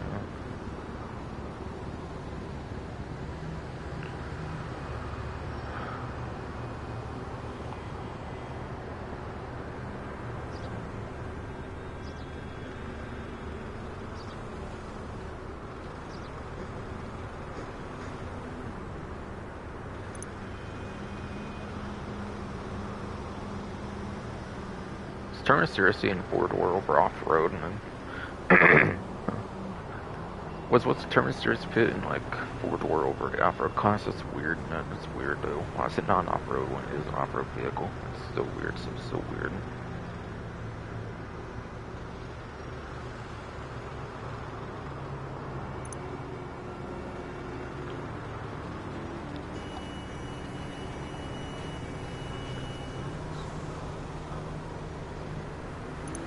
Motorcycles, yeah, nothing, surely.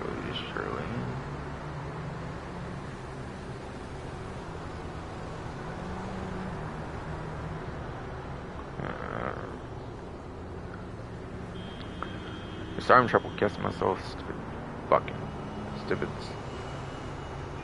Stupid curse.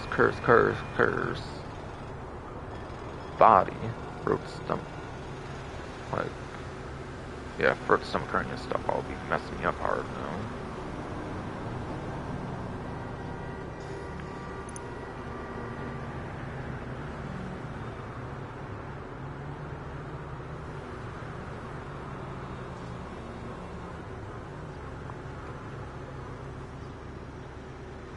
So yeah, that was the last one for the Terminus discount, for the vehicle discounts. If there's more discounts, obviously it would be gun van and stuff, which I definitely haven't went over yet, so I will get over to that when I get an opportunity to. So do you want to go over today, just W time trial, which yeah, you can't really do that, I believe, actually, to quit GPS. I wanted to do that through GPS route then.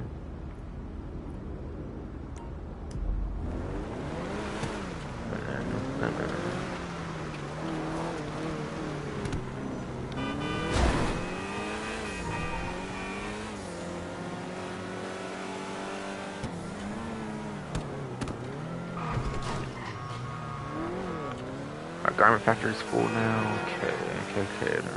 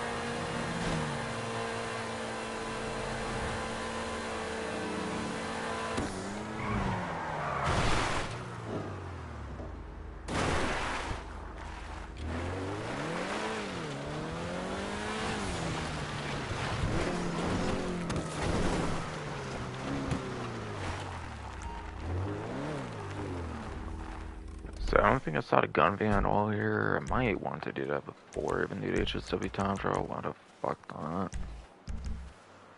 I don't know, I feel like I even do that after, even though I feel usually. Just make sure I get the HSW done in the stream, of course.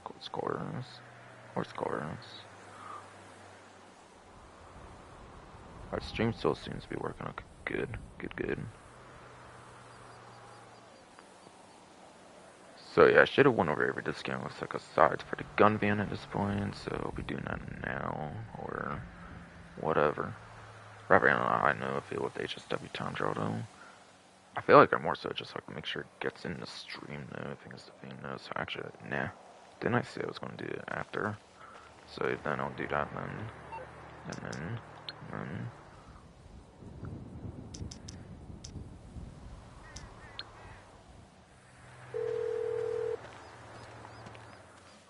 I'm on the clock. What you want? Some wheels?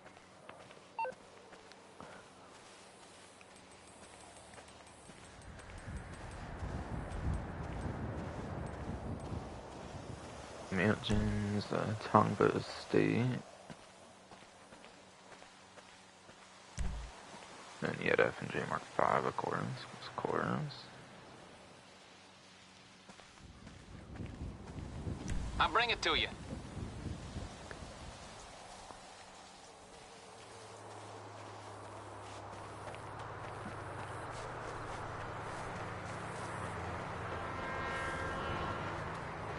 Alright, there's a train in there.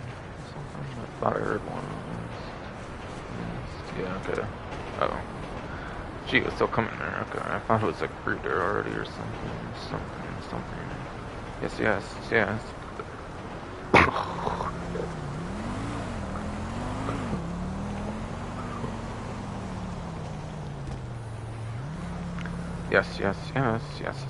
Can I have at least one or even two parts go by on the stream without you interrupting and surrounding the annoying body for some occurring? Come on, man. Yes, please do. Not interrupt the last couple more sections of the thing. That would be great, but you probably will not, of course.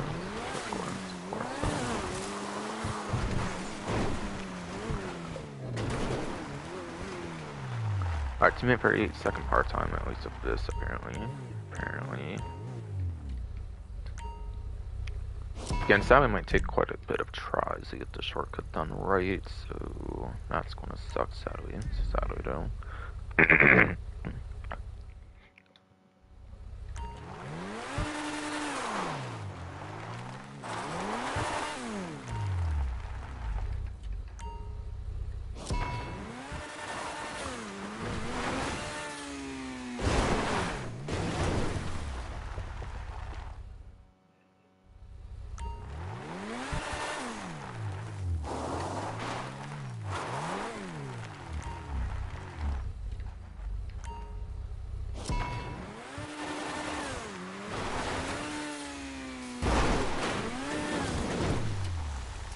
It's probably just you spin out like that, unfortunately, a lot of times. Especially depends on like how it's done and stuff. You know, if I have to use like the brake on average or like what, yeah, it's doing that all that. Jeez. Just though.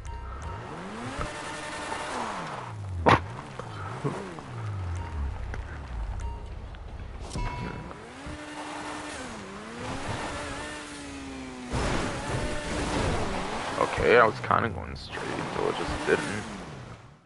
At least a little bit longer than the other one. Alright, yeah, someone's getting it that time. It is. Yes. Okay, right time.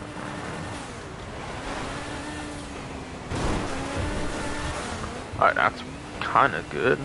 Might have just overshot it, pressing myself over there, really. It actually went pretty straight. I'll try it.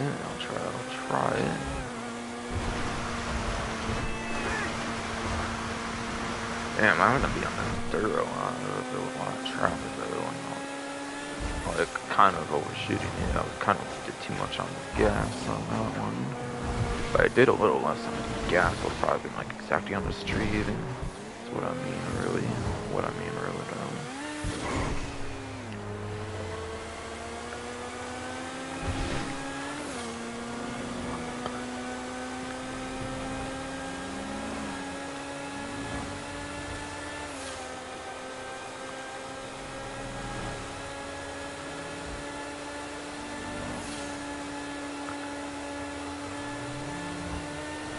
Let's stay straight here. Yeah, because that's not where to go. It was that one huge highway section, of course, like so many highways and all that. That was going over earlier, of course. Of course. Yes. Again, stick to the right, and it should go where I need to go eventually. Not right again, but here. Here.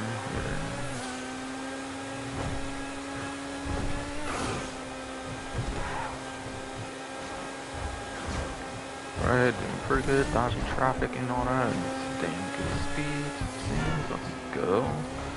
Let's go, okay, try to navigate around and all that kind of stuff. Guess I would do dirt there, whatnot. Try to stick to the right here, it might make it easier to not trip up and stuff. Okay, using the curb if I have to there. Good stuff, good stuff, good stuff. Over here. Did a bit of a break. Might have been able to do that a bit better there. Maybe if I put it good enough, I didn't necessarily have to break. Looks like I'll even beat the red on this one. Holy cow, that's crazy. Let's go. Hey, 25, 525. Yo, that's quite a beating on that shit. Let's go.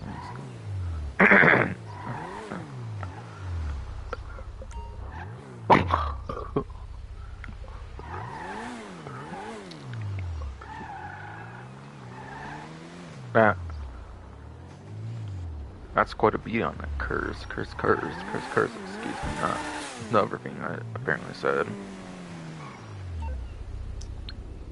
YouTube though. And AI age restricted me last stream, of course. So I cannot exactly have fun anymore, apparently. Even if it's by mistake, like there, where it was just a fun reaction. Or something. Gotta still pick my choices carefully, huh? Yes.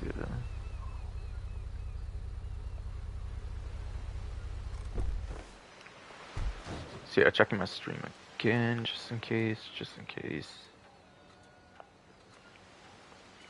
Almost noon already, jeez, okay. See, still at least doing a stream earlier than I usually do, though. I feel though. So yeah, I didn't find the gun van at all, so I'm not gonna still try and like look for anything. I'll just do it for the character on hand then.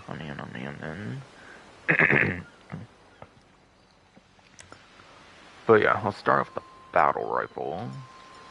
That was the one added, I believe, in the Chop Shop DLC. I believe it was added in. It's the one with like 20 rounds for an extended clip. Complete joke of an ammo count on this weapon and barely mixed up for it, unfortunately. You would think, at least, but it kinda actually does. The unique thing about it is apparently in stealth missions it does 2 bird 1 stone headshots like a sniper rifle can do, but through like an assault rifle, which I don't think any other assault rifle in the game can do, including Mark II weapons, I think. So yeah, if you actually hit 2 headshots in a stealth mission, both characters will actually die, which I think no other like assault rifle will actually do. So that's actually a very unique gimmick it has, actually. I guess it kind of has a different caliber bullet or something, and so I can do something like that, I guess. So there's kind of a reason it's a lower ammo count, I guess. That's actually kind of useful and actually can be understood, I guess. Since its main usage is actually stealth missions, not main combat in the game.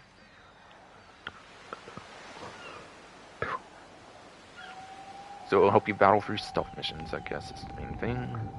Main thing.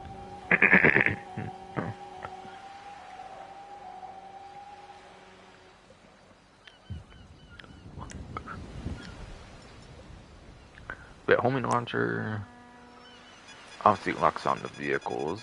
I haven't put a lock on jammer on that yet, that's why it's doing it on this, by the way.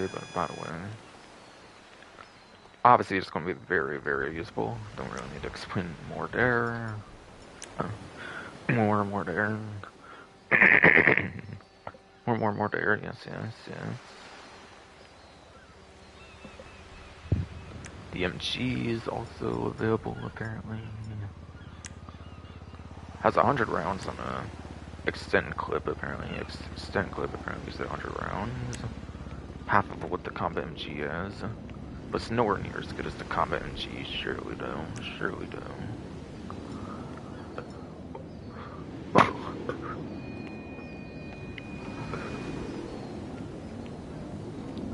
Yes. It's definitely not as good as the combat MG though. Combat MG in first person is the one gimmick, of course.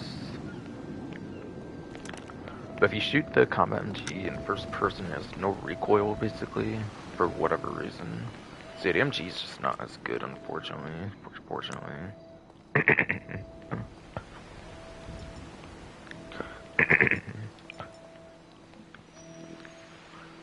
And yes, though.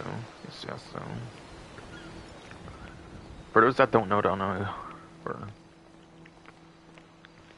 oh my goodness, you annoying body, folks. Stomach hernia, would you knock this off already? Come on. But yes.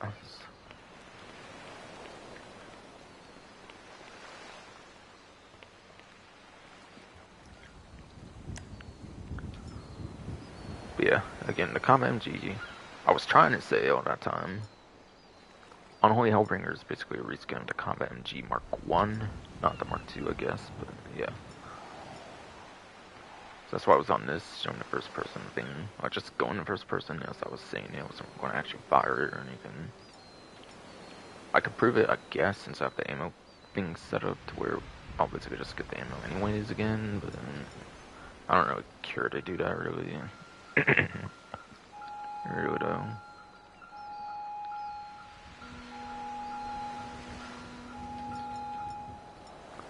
But the MG though. GMG though.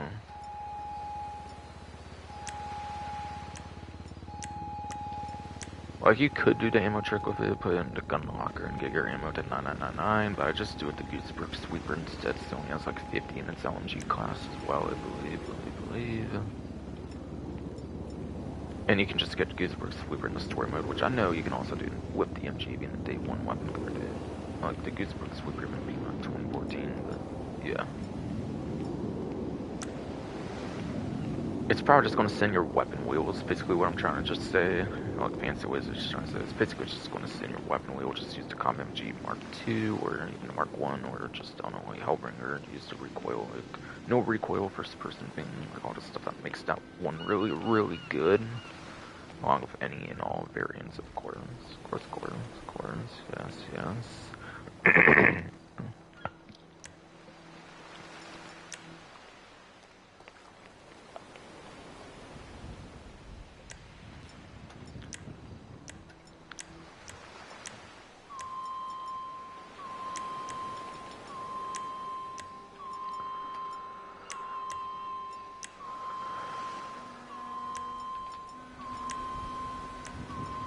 Sorry, I'm being like kind of OCD right now, so whatever.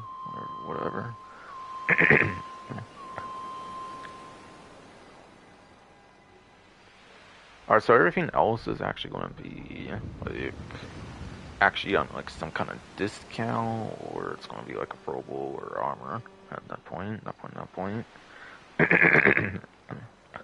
So start going over the sales then.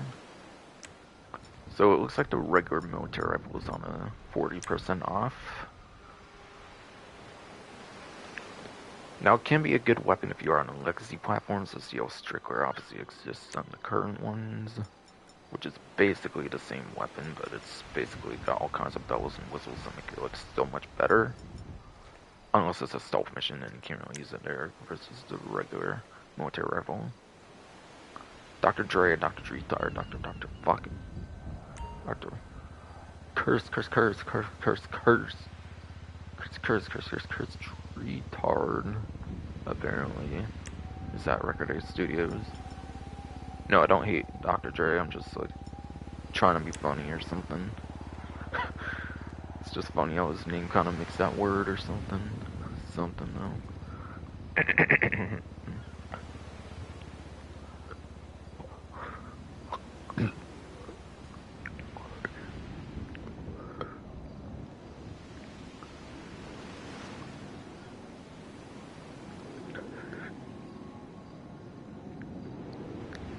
It's 40% off. It's basically just a lesser version of the El Strickler.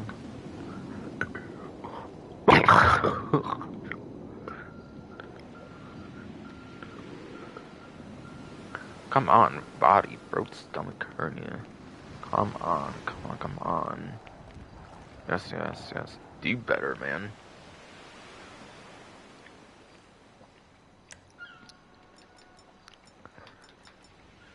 Yeah, nowadays it's basically just the worst version of the...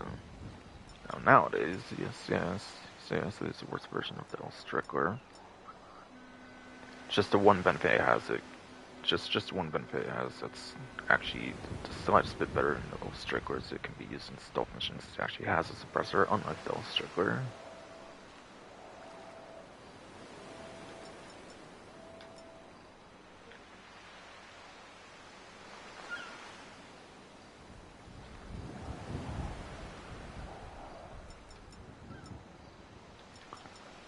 So the one real difference is that suppressor that makes it useful in stealth missions. Honestly, it's kind of one I would probably start to put in the gun locker so you can just get your ammo like kind of thing set up. If you have 9999 ammo for something of the same weapon, like ammo type or whatever in the gun locker, apparently it for some reason just gives you like your ammo back each time you're in like a new invite-only lobby or something, or like some kind of new G-Town on session, basically.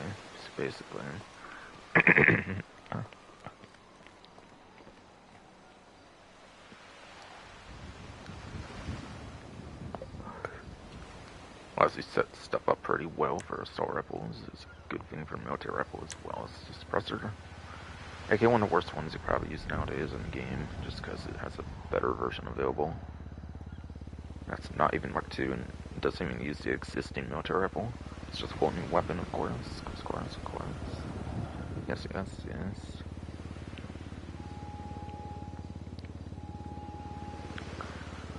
Also, apparently the combat shotgun is available, which is 30% off for Plus members, so you actually do need the subscription to get the discount. Otherwise, it'll just be basic discount for like any other weapon, I think, if it's non-Plus, of course.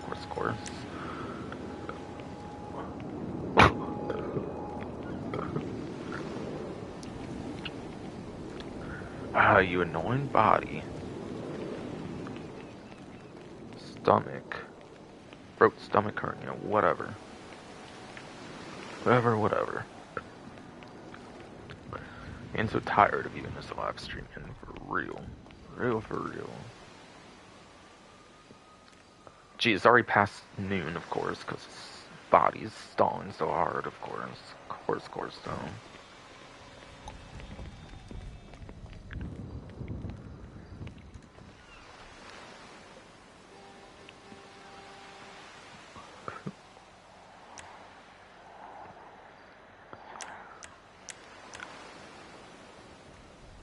But yeah, the combat shotgun, though, is apparently... Combat shotgun, yes. I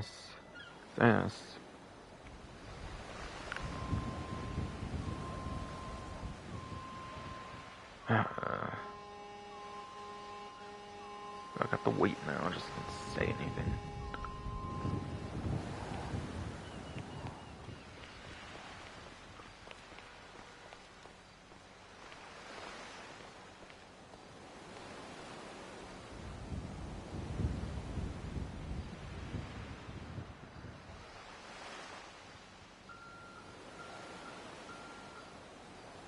I don't even know if I'm hearing like anything behind me or like what the hell, or like what the curse.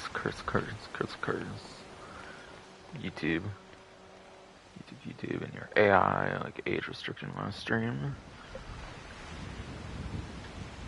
Can't even say any colorful language it's like anymore. Apparently, it's like.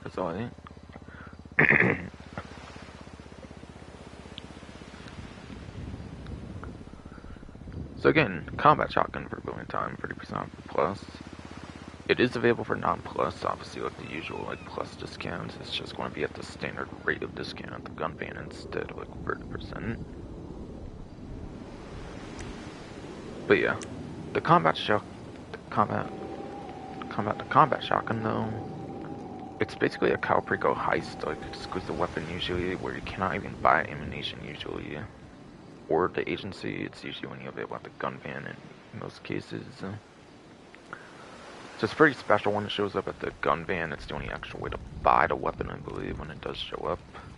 So that's the one thing about it, is it's a pretty exclusive weapon, and I usually have to go out the way for it in a Calibrico Heist finale to get, but you can just buy at the gun van when it shows up, which is nice. And aside from an automatic shotgun, it's probably one of the best non-automatic shotguns in the game, I'm guessing, as well. So that's not like a sweeper shotgun, or like... It's not a sweeper shotgun, or like the assault shotgun. I would say it's one of the better, like, non-automatic ones. That's not like the pump shotgun Mark II, of course, as well. So I think it's definitely a pretty good weapon. I think it's definitely would be a pretty good weapon if you're willing to use it, obviously, in like an interior, or like somewhere where it actually makes sense to use it.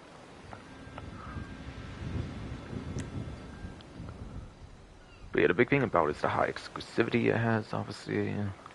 Obviously, with like not being buyable, aside for just in a gun van when it does show up, since it's usually in a Calibrico Heist finale is the only way to get it. Which, I don't know about you, I'd rather just do the finale, be done with it, especially after the nerfs that they've done to it. That makes it not as worth playing anymore, of course. Besides for like last week, where it was actually a good heist for once. Even though I actually didn't do any heists, aside from Panther statue sides. I will admit, I didn't actually do any heists aside from my Panther statue, actually, though. Actually, though. Oh, that's why I thought it was like Snort Bash, because of the big bash. Okay. Okay.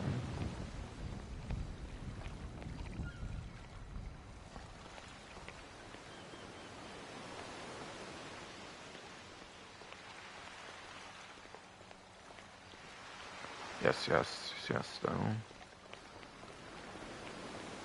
Yeah, usually you have to get at the finale. Like, in the compound somewhere, basically it's like a random event for your first time of actually acquiring the weapon. Otherwise, you just do it for the fun of, like, finding it or something. If it does repeat and you get to use it in like, your actual Calibrico Heist finales or something in that one case. But, like, yeah. Besides for getting out the compound, the only other way to get it is actually buying it, so it's always good when it shows up on the gun van, whether it's discounted or not, as it's the only retail option to buy it.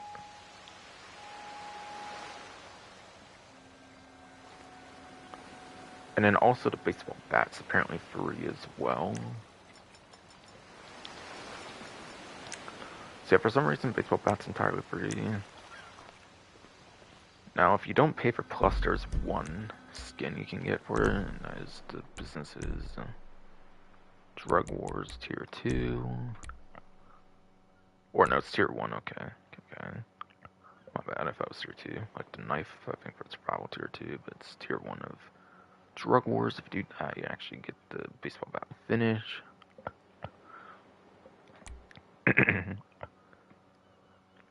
That, I believe, is the only skin you can get free if you are on the newer platforms as well. If you're on the legacy platforms, there's just no skins for it, I believe, besides for just the basic aluminum skin.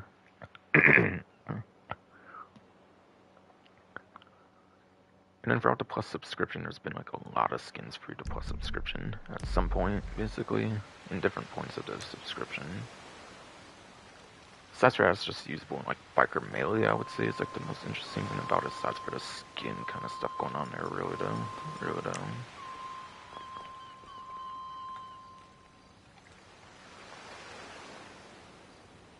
So that's all the main, like, primary kind of weapons you can pretty much buy at the gun van. Like the actual true, like, weapons to buy at the gun van. That's basically all those. Throwables. This time it's the Sticky Bomb. Very good utility throwable. You can just blow up whenever you want with, like, left on D-pad. The actual true utility use is being able to use on, like, the back of, like, armored trucks, though. Like, to get money for armored trucks. For that one, like, free mode event they added back at some point, basically, for like a different way of doing it, or whatever. From like OG 2013, basically, but kind of like the newer version of it.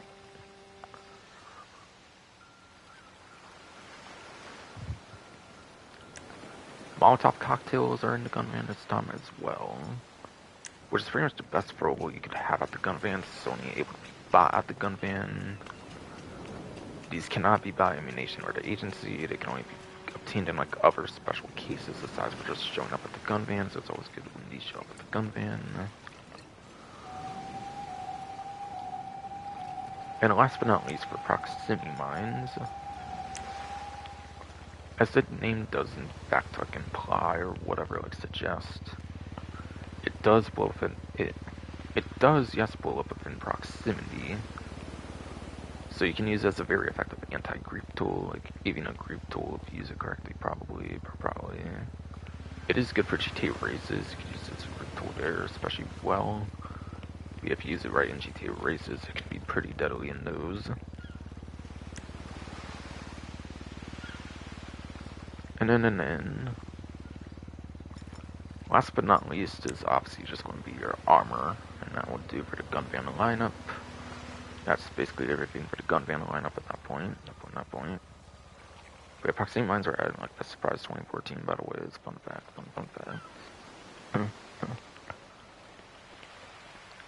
But yeah, I was everything for the gun van at this point.